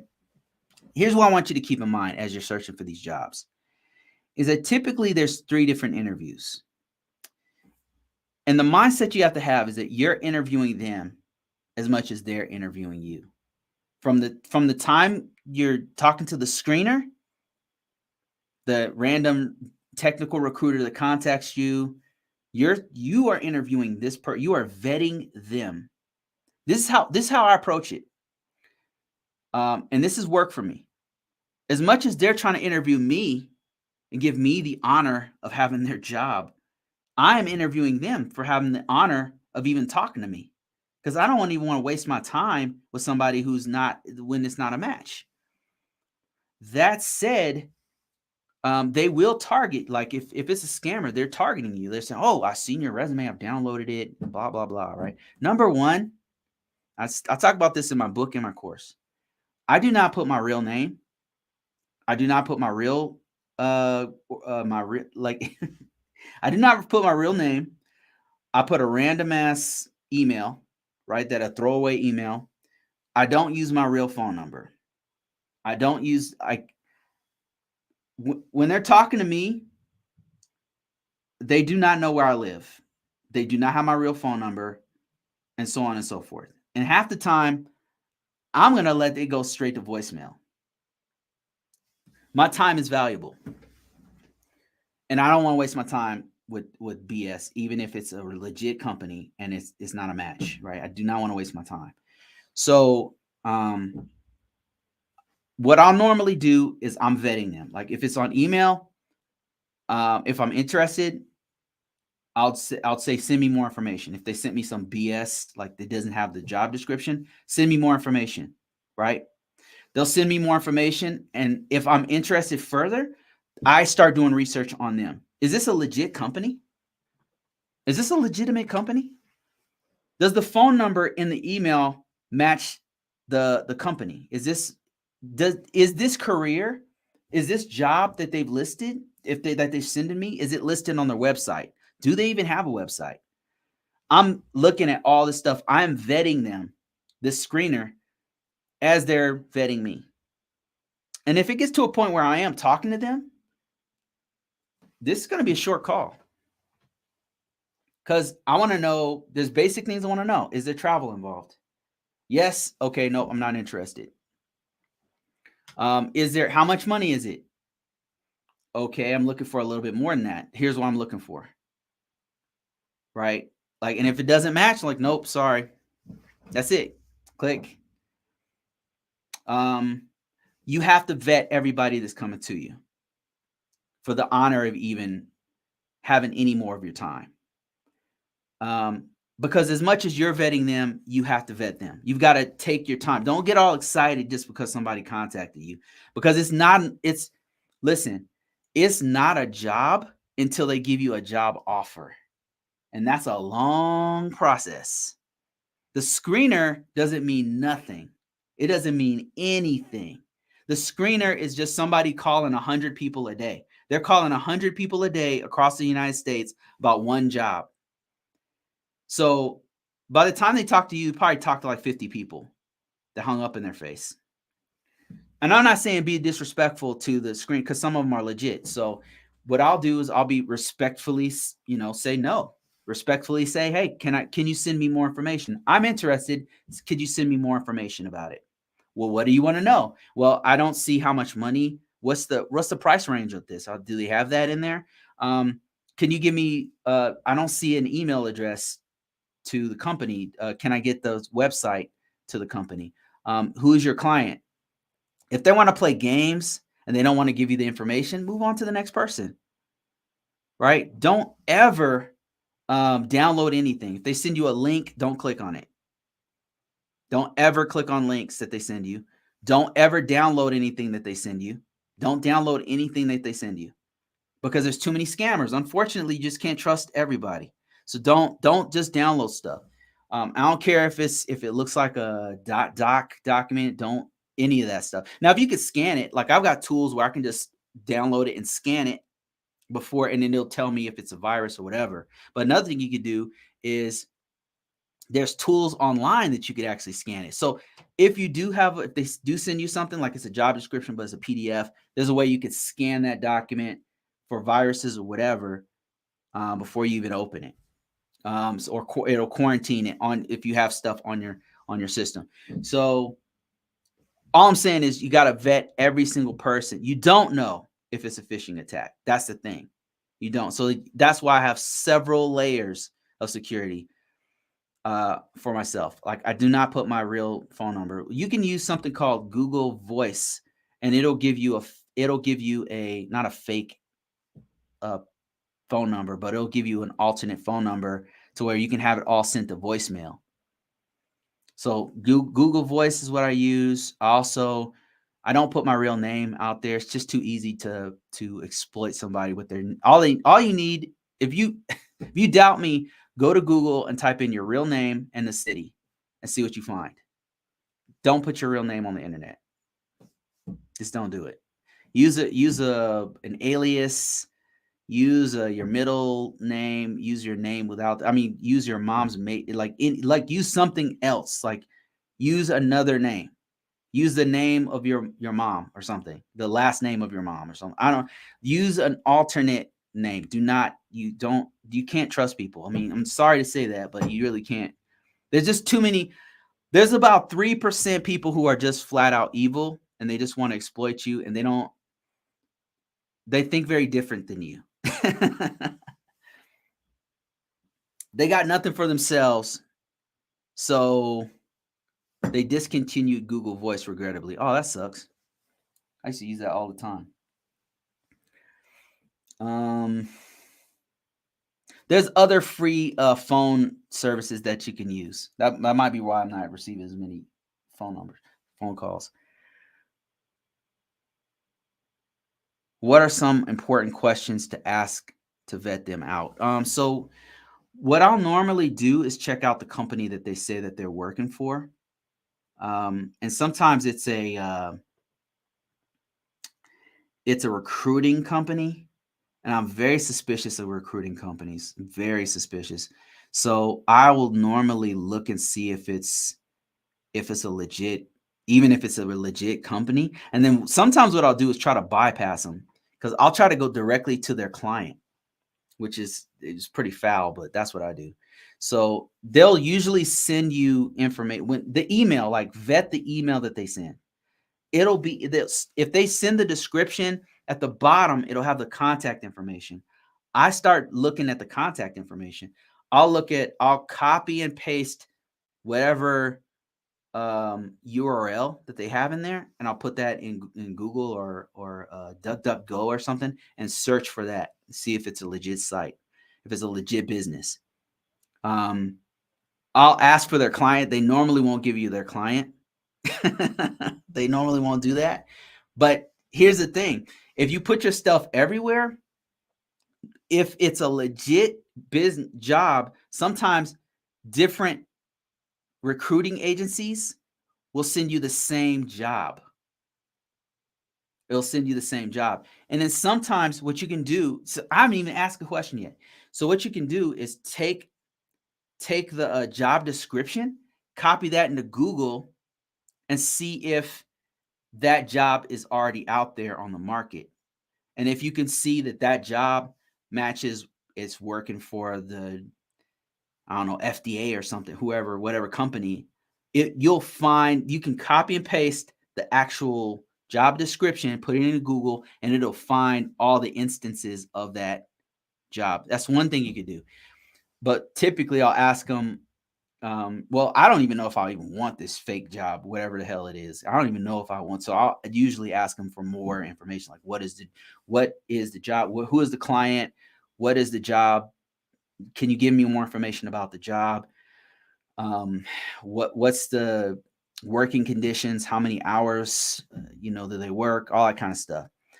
Usually what they'll do once you get through that person is they're going to send you to another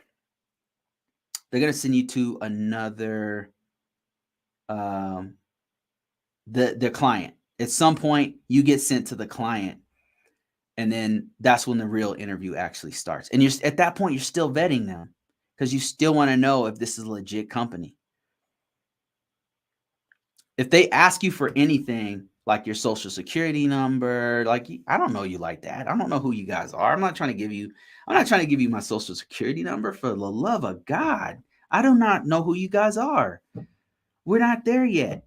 You know what I mean? So do not give these people, if if you got to be very, very careful. Be very, very careful. Research everything they're telling you. They say, "Oh, we're the leading plastic creators in the United States, in the northeastern United States." Man, look that up. And if you can't find anything, and they're the leading plastic creators in the northern United States, then it's fake. They're lying. Particularly if it's not directly related to your business. Exactly. That's another thing. So a lot of the scams, what they'll do is you put in for Cybersecurity Professional, and then they're trying to get you to ship packages to China or something. Dude, don't even mess around with that. I don't even know what the hell that is, to be honest with you. I've never even gotten that far. I'm like, delete. Spam. Like, if it's not related to what you do, don't even entertain it at all. Just delete it. Move on.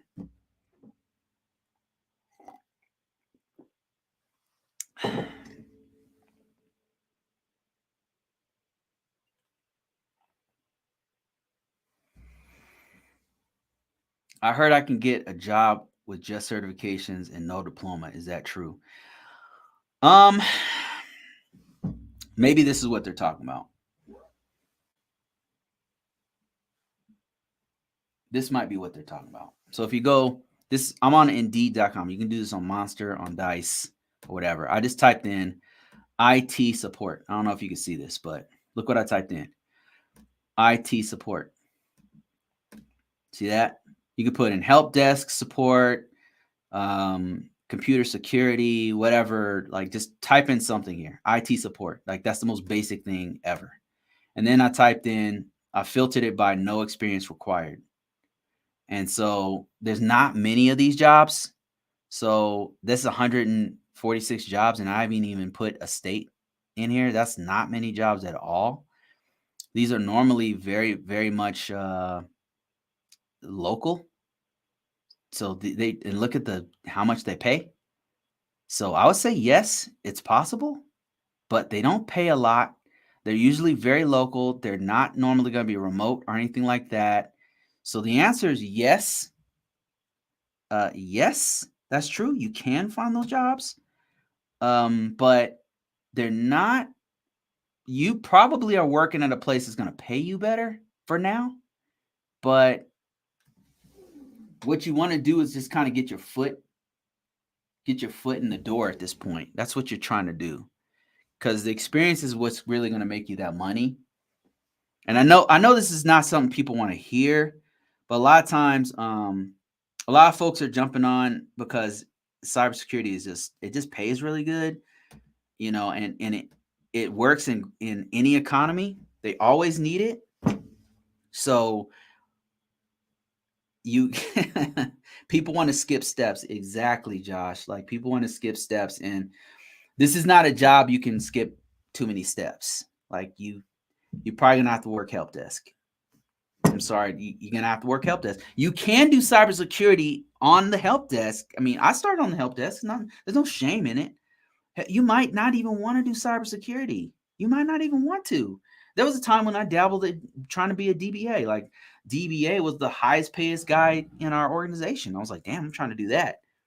And this guy took me under his wing, started teaching me stuff, told me what certifications to get and all that kind of stuff. So, and then I tried it and I was like, this sucks. I don't want to do database stuff. Like it just depends. Like you'll get in there and you might learn something else that pays even better.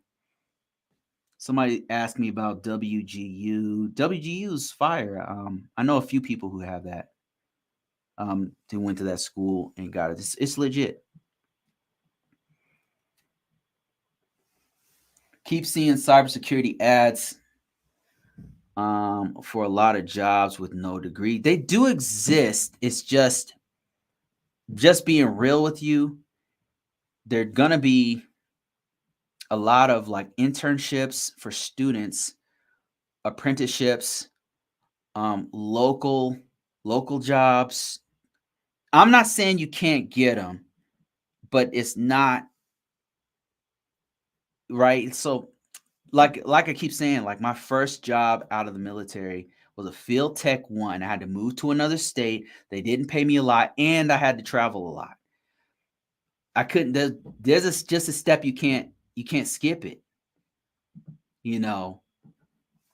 So what are some good entry level CS job titles? Lauren, I would just let me see. Let's see. I don't want to lie to you, so let me see. Let me see. Let me learn something myself. Here's what I'm gonna do. Cybersecurity, yeah, okay. Let's learn together. I don't know. Let's find some good titles. All right. So Lauren wants to know what are some of the best cybersecurity entry level positions. Let's learn together because I don't know. Let's just type in cybersecurity entry. Look at this. Okay, check this out. I'm on Indeed.com, and this is really a cool feature because what it's doing is it's telling you what people are typing in. These are the top things people are typing in. So we want this right here, cybersecurity entry level. Let's try this. Let's keep no experience in there. Cybersecurity entry level. Type this in right here. No experience. Let's see how many jobs. Wait, we got to search first. So the thing is, Lauren, people can name these jobs whatever they want. They can name these positions anything they want. But here's one right here. Computer Network Defense Analyst. Entry. Okay, let's see. What does this say? Entry to experience level. Oh, look at that. Let's see. What do they want here? That's not bad. Night shift is shift work. See, there's always a cost. Shift work's not great, but beggars can't be choosers. Let's see what else we got here. What are they looking for? What are the requirements of this job? Qualifications. Okay. So far I've got you one, Lauren, which is just cybersecurity entry level. But I'm looking for requirements. Competencies, pay, that's pretty good. Got to be a U.S. citizen. Okay, there's a requirement. Let me see. I'm looking for requirements. This might be one where you got to call in and see if there's. Okay. Here we go right here. This position is hiring for a variety of locations. So this is not a remote job. You got to be in Georgia, Hawaii, Maryland, Texas. It tells you the salary here. I'm not seeing anything that says you must have X amount of experience. So that's a good sign. Okay, let's look for some other jobs here. They are looking for you to know some of this stuff here. Low-level protocol packet analyst. Entry level is with a bachelor's degree or no experience. Look at that. There you go, right there. NSA. This looks like a government position, to be honest. Like you would be working as a government person in the NSA. So, man, there you go right there. There's one. What's this one? Let's look at some other ones here. Is that it? Why is this not? Okay, let me refresh this screen here. There we go. Okay. This might be a false positive. Cybersecurity engineer. I typed in cybersecurity entry level. This is a false positive. That's not going to help us. Planner. Maybe.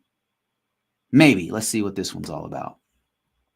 This is a cryptological cyber planner, network warfare cyber planner. Oh my Lord, what the hell is this? What do you need? What requirements? What do you even do with this job? I don't even know. This looks like another government position, to be honest with you. Yeah, this looks like a government position. Oh, look at that. Look at this. Full performance entry is with a high school diploma, GED, 7 years of relevant experience, or an associate's degree. This is an entry-level job. There you go. There's another one. That's NSA. They're really looking for people. IT security analyst. Let's look at this one. That's about right. 54 to 60,000 to start. Let's look at this one. This is 6 month to hire, so this is not a full-time. This is a short contract right here. They're paying $26 to $29 an hour. Experience 1 year related customer service, help desk, or security experience. That's not too bad if you are in there already, but you probably want no experience. But I don't know what they mean by customer service. Maybe you can get away with like real basic customer service and 1 year of that. So that's pretty good. Look at this. They're looking for a security plus, but they're also looking for an active clearance. There you go. That's what they get you right there. How many people are going to have an active secret clearance except military people? Okay, let's see. What else we got here? Pen tester, entry-level web application pen tester. So entry level. That means you're going to have like a year or two of experience. So let's skip that one. security analyst. Anyway, you get the idea. That's a remote one right there.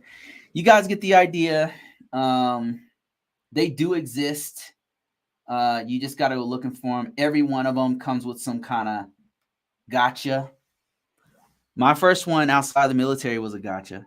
I mean, I have to admit, it was several gotchas. I mean, I had to move out of state. We traveled a lot. They didn't pay good, and.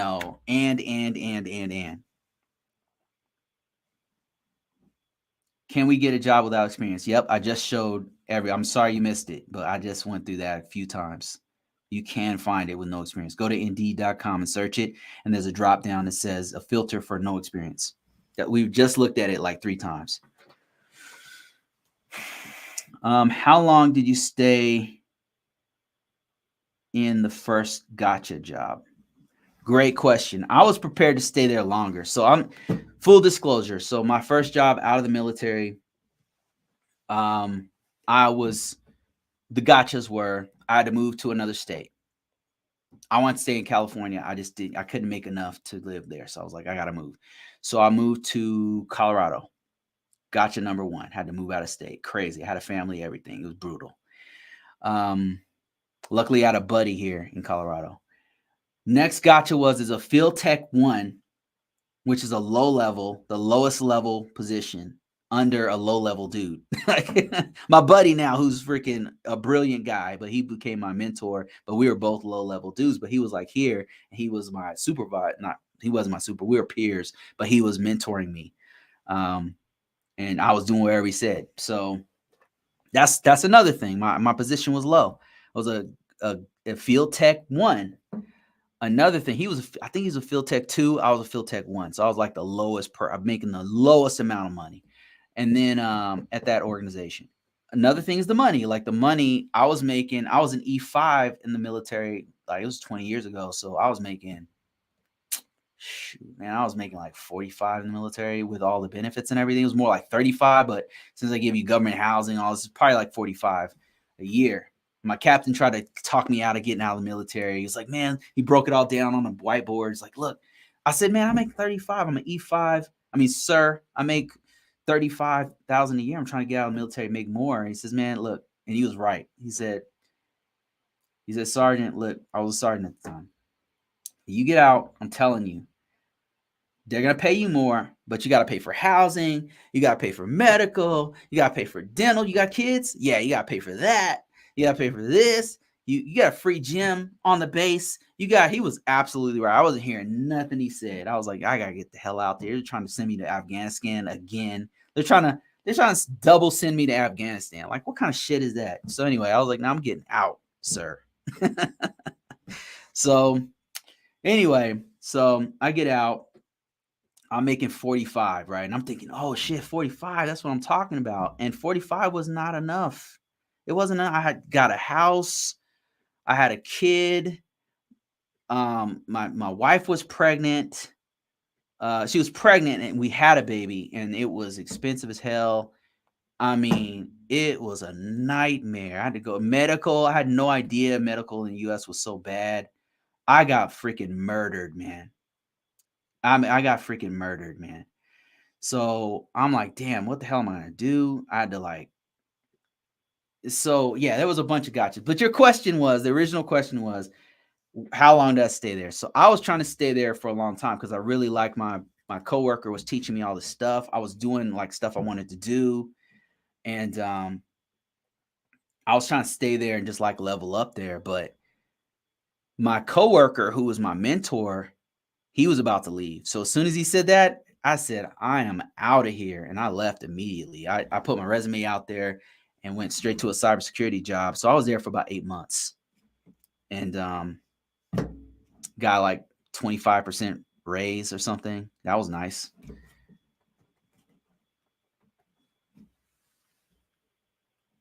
All right, I'm getting a lot of people talking here. It's like 55 people following me for some damn reason. That's weird. Looking for networking in video or working on satellite throughout data center. I can't help you on that one, man. I'm not sure. Looking for networking in video. Not sure. Maybe somebody on this call can help you. I'm making 45 right now. It's not enough. It's not enough. It's not enough. It's not, especially if you have kids. I mean, if you're alone, it's enough. But if you have kids, you have any kind of family, it's not enough. Sucks. Working IT at a casino is tight. Really? Tell me about that, Tyler. How is it? What is it like? Tyler, any surveillance at IT, casino IT? Trying to get a job at Spectrum at the moment. Oh, you mean they don't pay much? Is that what you mean, Tyler? I'm interested in that. What's going on with how is it? Is it good or bad? Like what do you do? Are you a network guy? Your help desk? What do you do? You fix the casino machines, make sure they're on the network or something? I got into surveillance office once to tag systems on clipboard, separate department. What areas of cyber? Thoughts on a knock job, an IT job. I got 2 offers, same pay from both. I would Smith, if you're still here, man, so a network operating center job usually is like a shift work. Well, I don't know, it depends. Like network operating center jobs are people who constantly are working on the network. So they'll either be a shift job or it'll have like an on-call person at all times. And an IT job, that's way too generic. So what you probably need to do is look at the job description of each. Because without seeing the job description, it can mean anything. So I would look at the job description and look for, if it's shift work, if one of them shift work, that's not ideal, is all I'll say. It's going to be way more hours than what you're getting paid. Look for how many hours a day that they're having you work, because that is really important. I would also that's a red flag. If it's shift work, it's kind of a red flag, man. Now I'm not saying not to do it, but if you're trying to choose one's shift work and one's not, I'd choose one that's not. What else? What are some other red flags you want to look out? Travel. If there's a lot of travel, that's also a con. Like there's pros and cons to each, and travel, shift work, like you don't want too much travel. As a matter of fact, if it's more than about 40% travel, I would not. 40% travel means 50% travel. If it's below that, then you can deal with that. But what else would I look for? When you do the interview, I would take both interviews if you haven't already and see what the demeanor of the people is. Because what I mean by that is if they're if they're chill and smiling and stuff and they're kind of laid back, that tells you that the atmosphere, people aren't freaking out. If people like really tight and they're not really saying much, then it's a fascist regime. And when you get in there, you're going to feel it. You're going to be just like those people. You're not going to be talking much. You're going to be tight-lipped. You're not going to say a lot. And then what you want to do is in the interview, ask them questions like, do you have difficult customers? And then they'll laugh. If there's difficult customers, they'll start laughing because they do. Yeah, so those are some of the things I would look at, man. It's not like at some point it's less about the money and more about the environment, to be honest with you. Like, don't get me wrong, money is important, but after a while, like if you work in a place that makes I've been in places where I made really good money, but the people were assholes, and I'd just rather, like, at some point I'm like, dude, just give me 20,000 less. I don't want to work here no more. Like, I just get me out of here. Like, I don't even care. I don't even care anymore. This is ridiculous. I'm losing my mind. I have lost all my hair working in IT. Okay, just so you know. So the hair I have is gray. I mean, it's not worth it, man. Take it from somebody who knows. Like, don't work at a stressful place. I mean, unless you have to, then do what you got to do. Let me see. Nice seeing a brother in security. There's a lot of brothers in security, man. No, because um, other people don't want to do this. Is all I'll say. This shit's hard. Let me see. Jermaine said, make sure you tell folks that IT field is not easy to enter. Yeah. You know that you know this because I know as well. You know this, and I know this as well. If you are lucky enough to get in fast, otherwise no surrogates. Yeah. So what Jermaine is saying is it's not. I have to agree with them. It's not like other jobs. When they say it's entry level, what they mean is they usually mean they want like a year of experience. They don't mean no experience. There's a difference between no experience and entry level in IT, and IT as a whole. They usually want you to come in. That being said, you can get a job with no experience. I'm not saying you cannot. Okay, I'm not saying that, but it doesn't mean the same thing. As no experience does not mean they want it. They want somebody they can trust that's going to hit the ground running. And the way that they usually vet that is experience. It's great. I'm not saying that you shouldn't have a degree. I'm not saying that you shouldn't have certifications. Yeah, you should have all that. But what I'm saying is the experience outweighs all that stuff. So that's why I'm always telling students, if you're in school, start getting experience before you even get out. Don't wait until, when I get out and get the degree. No, start now. Start now. Work in the school, do projects, start messing with your resume, start posting it. Like, start now. If you are lucky enough to hear my voice right now and you are in college, start now with your experience. Start getting experience right now, because they really want people to hit the ground running. And a couple of vets are in here chiming in. Like SVT says, entry level in IT means they want you to have a master's degree and 10 years of experience, but they want to pay you less. That's a joke, by the way. That's a joke. That's good. It doesn't always mean that. Somebody else said, we don't really know what entry level means.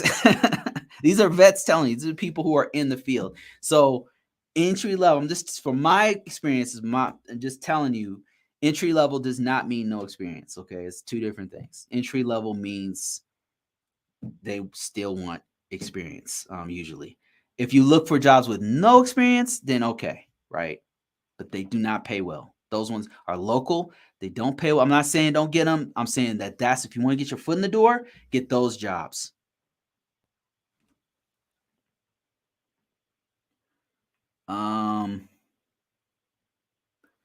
What does experience look like in cybersecurity? Experience, like, great question, Dre. Great question. Experience looks like, I don't know if you are on Indeed, LinkedIn, but let me show you. Let me see if I can show you real quick. Excuse me. Experience looks like, oh my Lord, people are messaging the hell out of me. Hold on a second. Give me a second here. What's all these pop-ups? What is all these pop-ups? People contacting me on my live. I'm trying to show you my actual resume on LinkedIn, but maybe that won't. Got too much stuff going on here. Oh my Lord. Okay, it's too much stuff going on. Too many pop-ups, people contacting me and stuff. So, okay, experience is like, experience, give you one. Experience means it depends. Cybersecurity is a very broad field. Okay, so let's say what I do is information system security officer, and experience would be wrote cybersecurity policy, wrote information system security policy for Department of Defense agency. That would be experience. Another one, but this is just for me. Like, there's many different fields. There's hackers, there's people who write code in cybersecurity, there's people who are firewall administrators, there's many different aspects. So their experience is going to look very different from my experience, okay? Just so you know. cybersecurity is a huge field. But for me, another one would be I set up an ArcSight system many years ago. I set up an ArcSight system and created content for that ArcSight system. Or it could be if you're a system security and analyst, you could say something like, one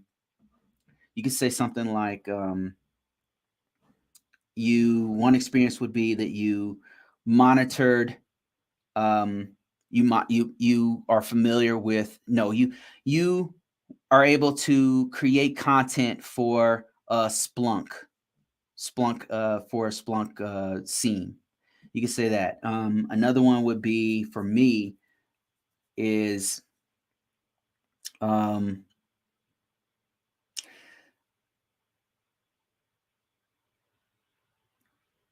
a analyzed vulnerability scans, analyzed vulnerability scans for X network, something like that. So analyzing networks, analyzing the security vulnerabilities on a network, implementing policies, evaluating policies, conducting cybersecurity assessments using the NIST 800. That's experience.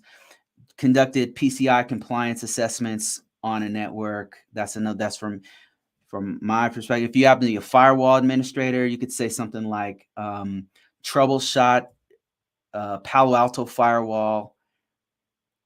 Another one would be if you were on a different kind of firewall, or if you've different devices that you work with, you want to put those on there. If you configured or backed up a Cisco switch or a device, you want to put that on there. That's experience that you could use.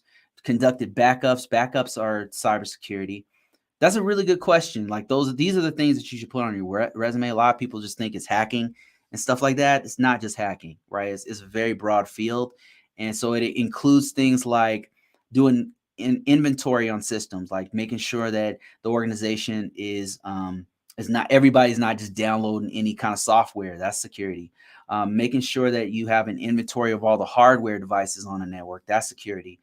Making sure that you enabled audit logs, evaluating, doing analysis on audit logs to see if there was any kind of security incidents, responding to security incidents. That's another one. So those are all different kinds and levels and layers of experience that you could have as a cybersecurity person, but it's very, very broad. If you've been in IT, you've probably done, if you've been in IT for a year, you have definitely done cybersecurity. If you've been in for 6 months, you've done cybersecurity. You just need to put it on your resume.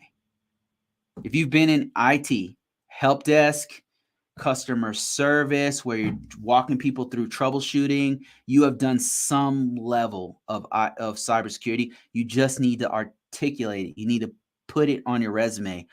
A lot of people who are talking to me just don't know what cybersecurity is. They just don't know. They think it's just hacking or something, and it's not. It's not just hacking. That's like 1% of cybersecurity, but it's not. The rest of cybersecurity is not sexy. It's not glamorous. It's not particularly fun, to be honest. It makes money. I guess that's about it. You know what I mean? Like, if you like money, then this is the way to go. But it's not always fun. Like, a lot of times I'm just dealing with people. I'm just dealing with different people. I'll look for a better articulation. Right. One list you can do, like type in best security practices. Best security practices is going to give you a breakdown of what people are looking for, and it's not just hacking. Somebody said basic accounting, very technical form of journalism. Technical writing is really has got me a long way doing this kind of stuff. Technical writing, policies, procedures, evaluating policies and procedures, writing policies and procedures, editing them, reviewing them. That's also cybersecurity, because the organization, in order to implement the security, they have to use a security policy that everybody goes by. So that's part of cybersecurity as well. So you want to put that on, if you've ever done it, if you've even helped with it, if you've ever helped review one, you want to put that on your resume. Javier says, What about being over 50 years old and looking to retire? I know it depends on being broad in the field. What is the least stressful cybersecurity position to take? I'm already a DoD workforce member. Um, so cybersecurity workforce member. Are you trying to level up in cybersecurity? Let me see. Stuff that's less stressful. Hmm. That's kind of a stretch. I mean, a lot of these jobs, you're dealing with people, and people are in their feelings about cybersecurity. If I'm being perfectly honest with you, um, there's not a lot of. I've been doing this a while, guys, and I gotta tell you, like one of the biggest drawbacks is that it can get very stressful because you're dealing with people. You're dealing with. So let me explain it. Okay, a lot of my job is communication, and I'm communicating with people from different tiers of the organization. I'm communicating with the technical team who doesn't want to talk to me sometimes. Like they don't want to be bothered, you know. In some organizations I've been to, they do not want to talk to me, right? Because I'm like the cops. So they're just trying to do their job. They do their 8 hours a day, and they're implementing networking stuff. And now here I am saying, hey, there's vulnerabilities on your network, that we have to fix. So I've got to talk to them, and I got to be very technical. Then you got the managers. The managers are not typically super technical, but their mission is to kind of keep everybody on task. So they have the purse strings, to give. They have to allocate resources. They have to put resources here to do X, Y, and Z and all this kind of stuff. And then there's upper level management that I got to deal with. That's C-level execs, directors, upper level managers. And from time to time, I have to. My point is, I have to communicate using their language at each one of these points. And sometimes what happens is if let's say there's a security incident, like there was a hack that happened, and now we got to deal with it. Now we got to figure out several things. We got to figure out like what's going on. Like when did this happen? How did it happen? Was who clicked on the link to get this thing to happen? Like what? And people are in their feelings about it. And that's even a bad example. Like it could be something normal, like a freaking vulnerability. It'll be a vulnerability on 500 systems that's been there for like 2 years or something. And then I'm telling them, hey, we've got to get this fixed. And I'm talking to the IT team to fix it. And IT team's like, listen, we're busy. Like we have a ton of stuff to do. And now you're telling us we have 500 systems we got to implement this thing on. And by the way, we're on an old version of this operating system. If we update this, it's going to break our functionality. So now we've got to figure out how to do that. My job is to help figure out what we can do in the meantime. So what we want to do is one of the things you'll do is mitigate risk. What I'm getting at is it's not about your age. You can do this at just about any age. Okay, so that's not really the problem. As a matter of fact, your age is. We need more mature people to do this because what I'm telling you is that all of this takes a very mature person who has a high level of emotional intelligence, which normally mature people have, right? Especially if you've been doing IT for some time, you're going to have a certain level of emotional intelligence that younger people just don't have, you know. And this is from me working with millennials and working with Gen X and working with, it's if you, and it doesn't really matter your age, like you can have emotional intelligence at any, but typically older folks are going to have a little bit more emotional because they've just been around longer. They've seen some shit. So the age is not the problem.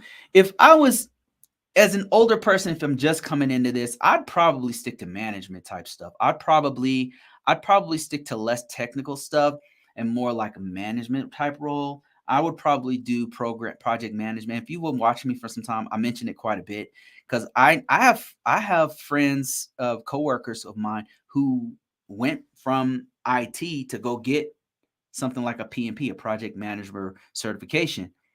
And they make equivalent to what we make, if not more, especially if you, and the reason why I tell people to do this, especially if you're already in a management role, if you happen to be doing business management already, or if you, like yourself, you said you're a workforce member, cyber workforce member, you already have experience working with people and guiding projects and things like that, right? You already have a little experience. So you can put that on your resume and that'll help you to get that that big money. But if you go into IT, they're expecting you have a certain level of experience in doing IT stuff. But if you don't have that IT experience, they're going to expect that and you're going to come in lower. And it's hard to find jobs with no experience too. So if you already have that management type experience, project manager is what I usually tell people to do. Because you can leverage the experience you already have to make six figures as a project manager. So that's what I would do. Like if I was just coming in. I hope that helps. And this is just my 2 cents. You don't have to listen to me, man. I don't know nothing. I'm just some dude. Let me see. Got some other people talking here, and I appreciate all the old heads and the experienced people coming in and educating people on this. Really, really appreciate that. Thanks, FPG. Appreciate that.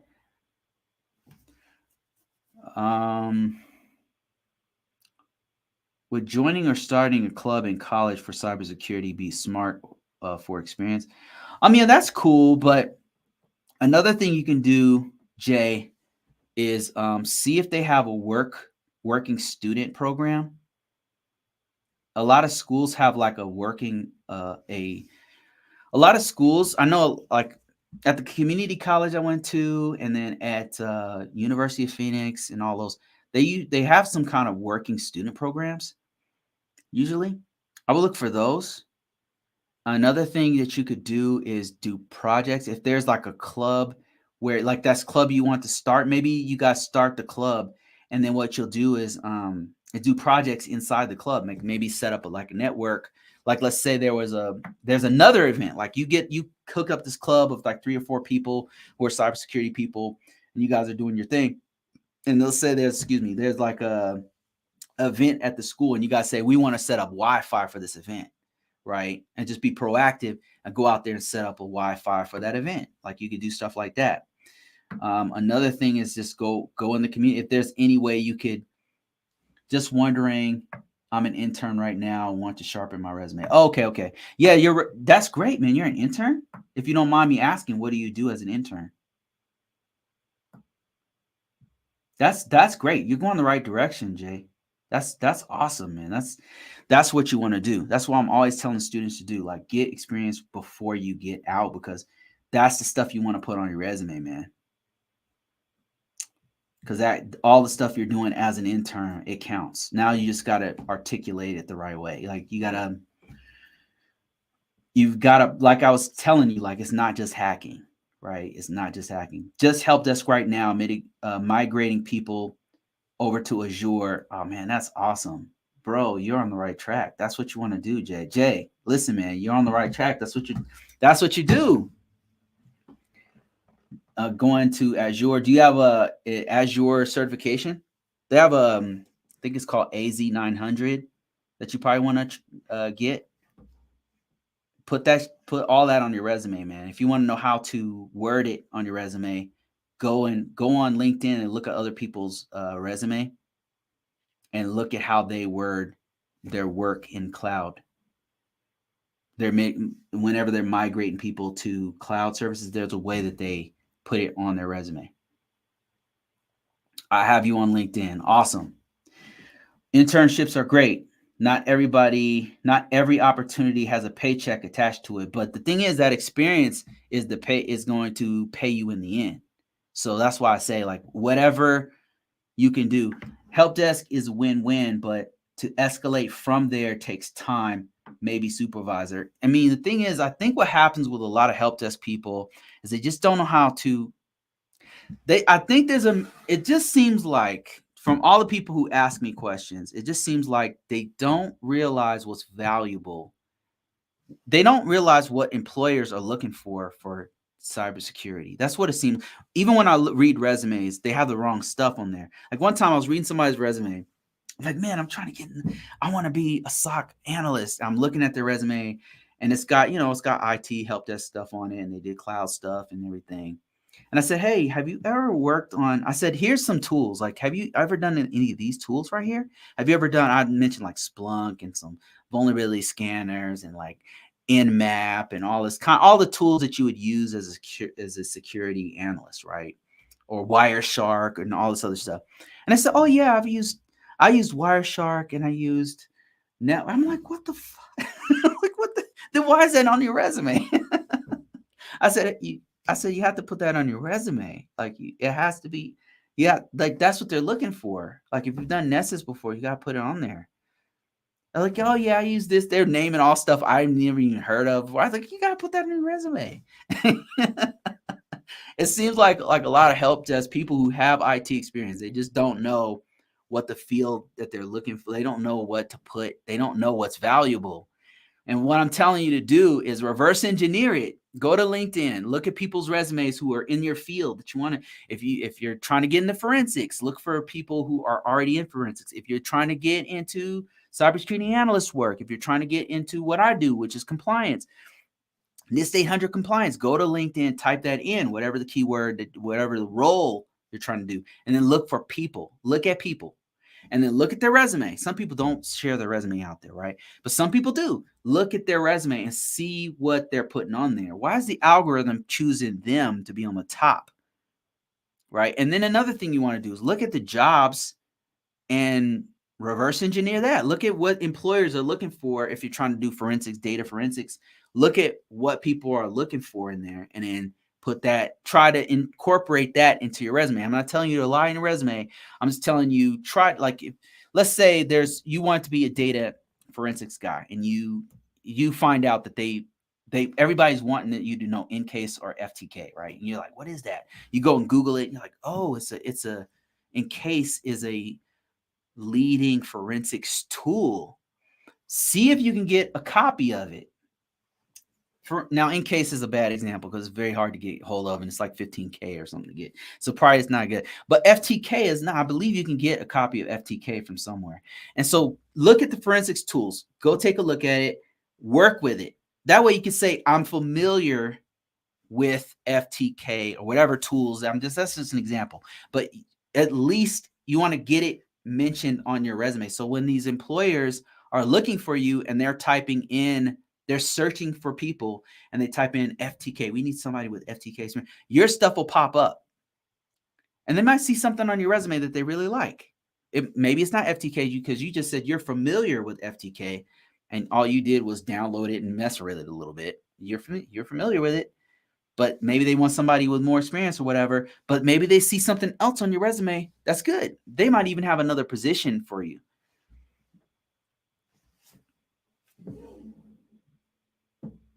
Let me see.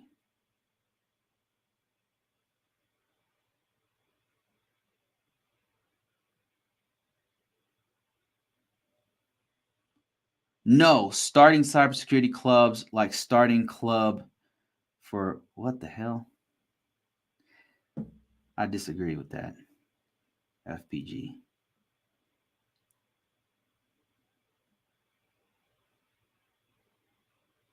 I disagree.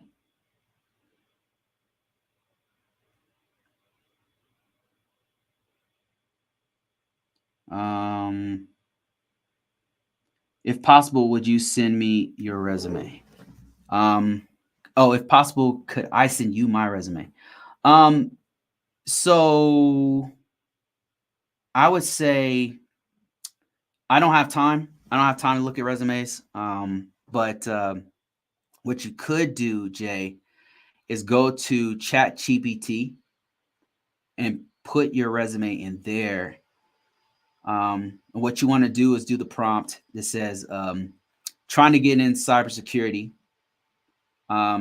Give me some pointers to this resume, and then copy paste your resume in there and it'll give you some pointers.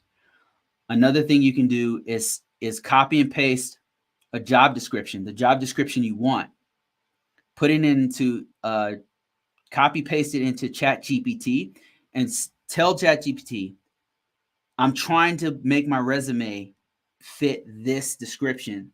Copy paste your resume in there. It will immediately give you something.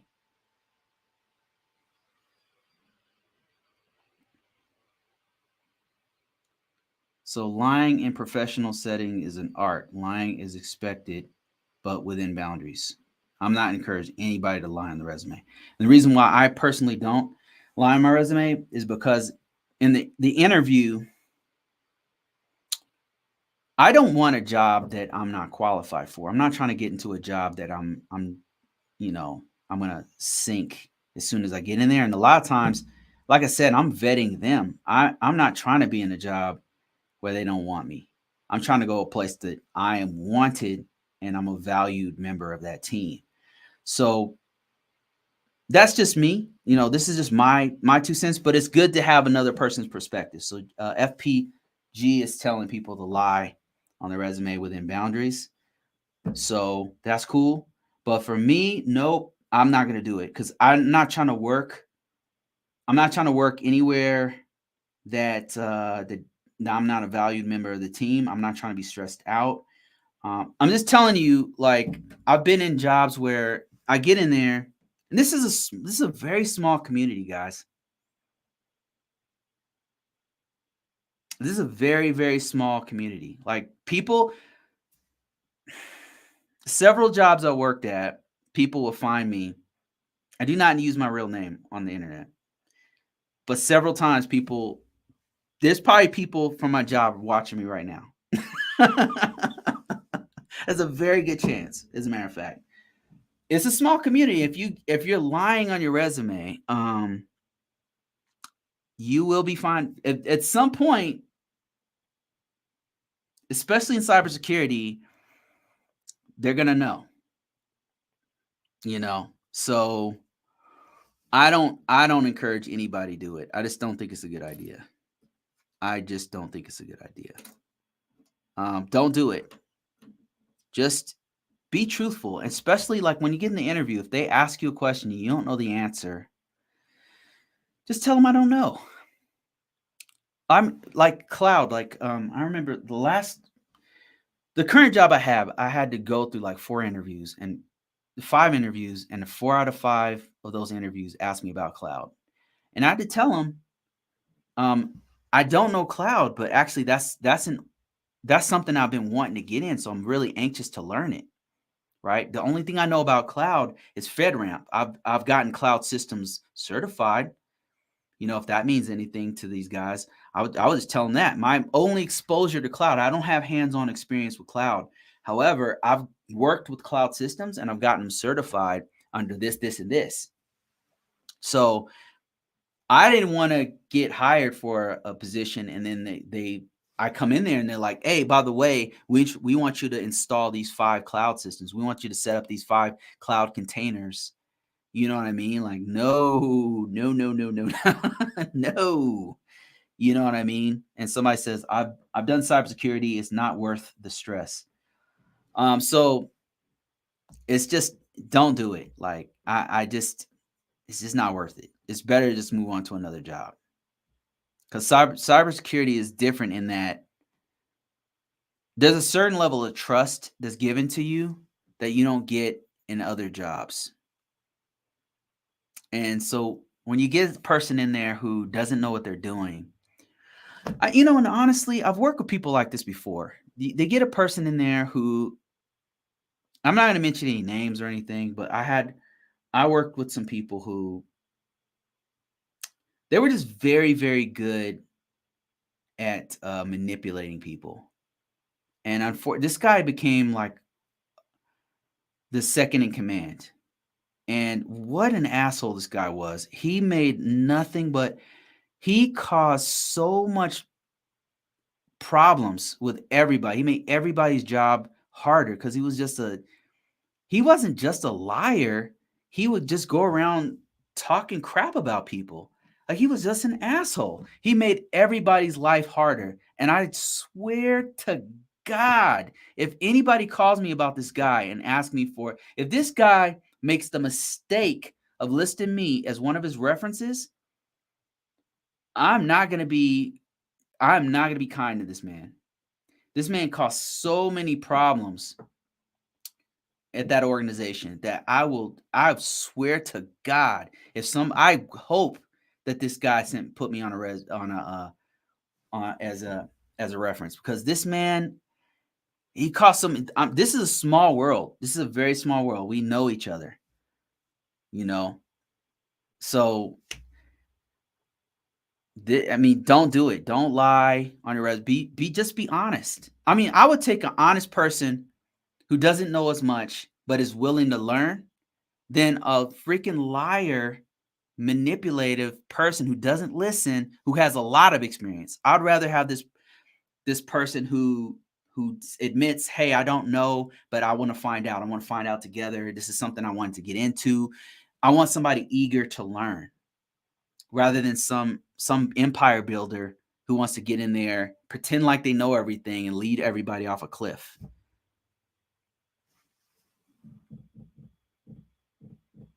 Bruce, I think that guy came through my workplace.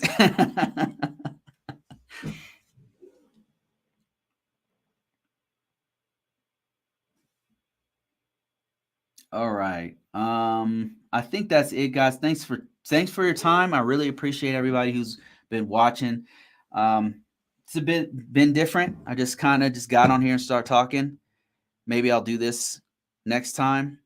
And it just this is just my 2 cents, guys. It doesn't mean anything, right? It's just my experience.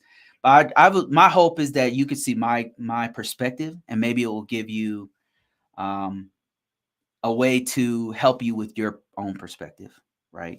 I'm just one guy on the internet. I happen to work in cybersecurity. I've been doing this for quite some time, but it's just my perspective, right? I'm just some guy. So just take your own experience, take my perspective, and maybe that'll help you, guide you in the right direction of what you want to do. And thanks so much for all, even if we don't agree, for all the professionals that are out there who added to this conversation. I really appreciate you. FPG, I think his name was. FPG. Thank you so much. And everybody else, all the other professionals that are out there, I appreciate it. Thanks, you. Thumbs up. Appreciate everybody. Hit that like and subscribe. Thumbs up, all that kind of stuff. I'm out of here. Is your latest book out yet? Yeah, it's 99 cents if you're interested in learning a little bit about NIST cybersecurity framework. I just break it all down. It's like 47,000 words. It's 99 cents for maybe another couple days or so, and then it's going to shoot up to $1 billion. So go ahead and check that thing out. Give me a review. Just give me a 5-star review. That's all. That's all I ask for. I don't ask for much. 99 cents and 5-star review on Amazon. All right, guys, I'm out.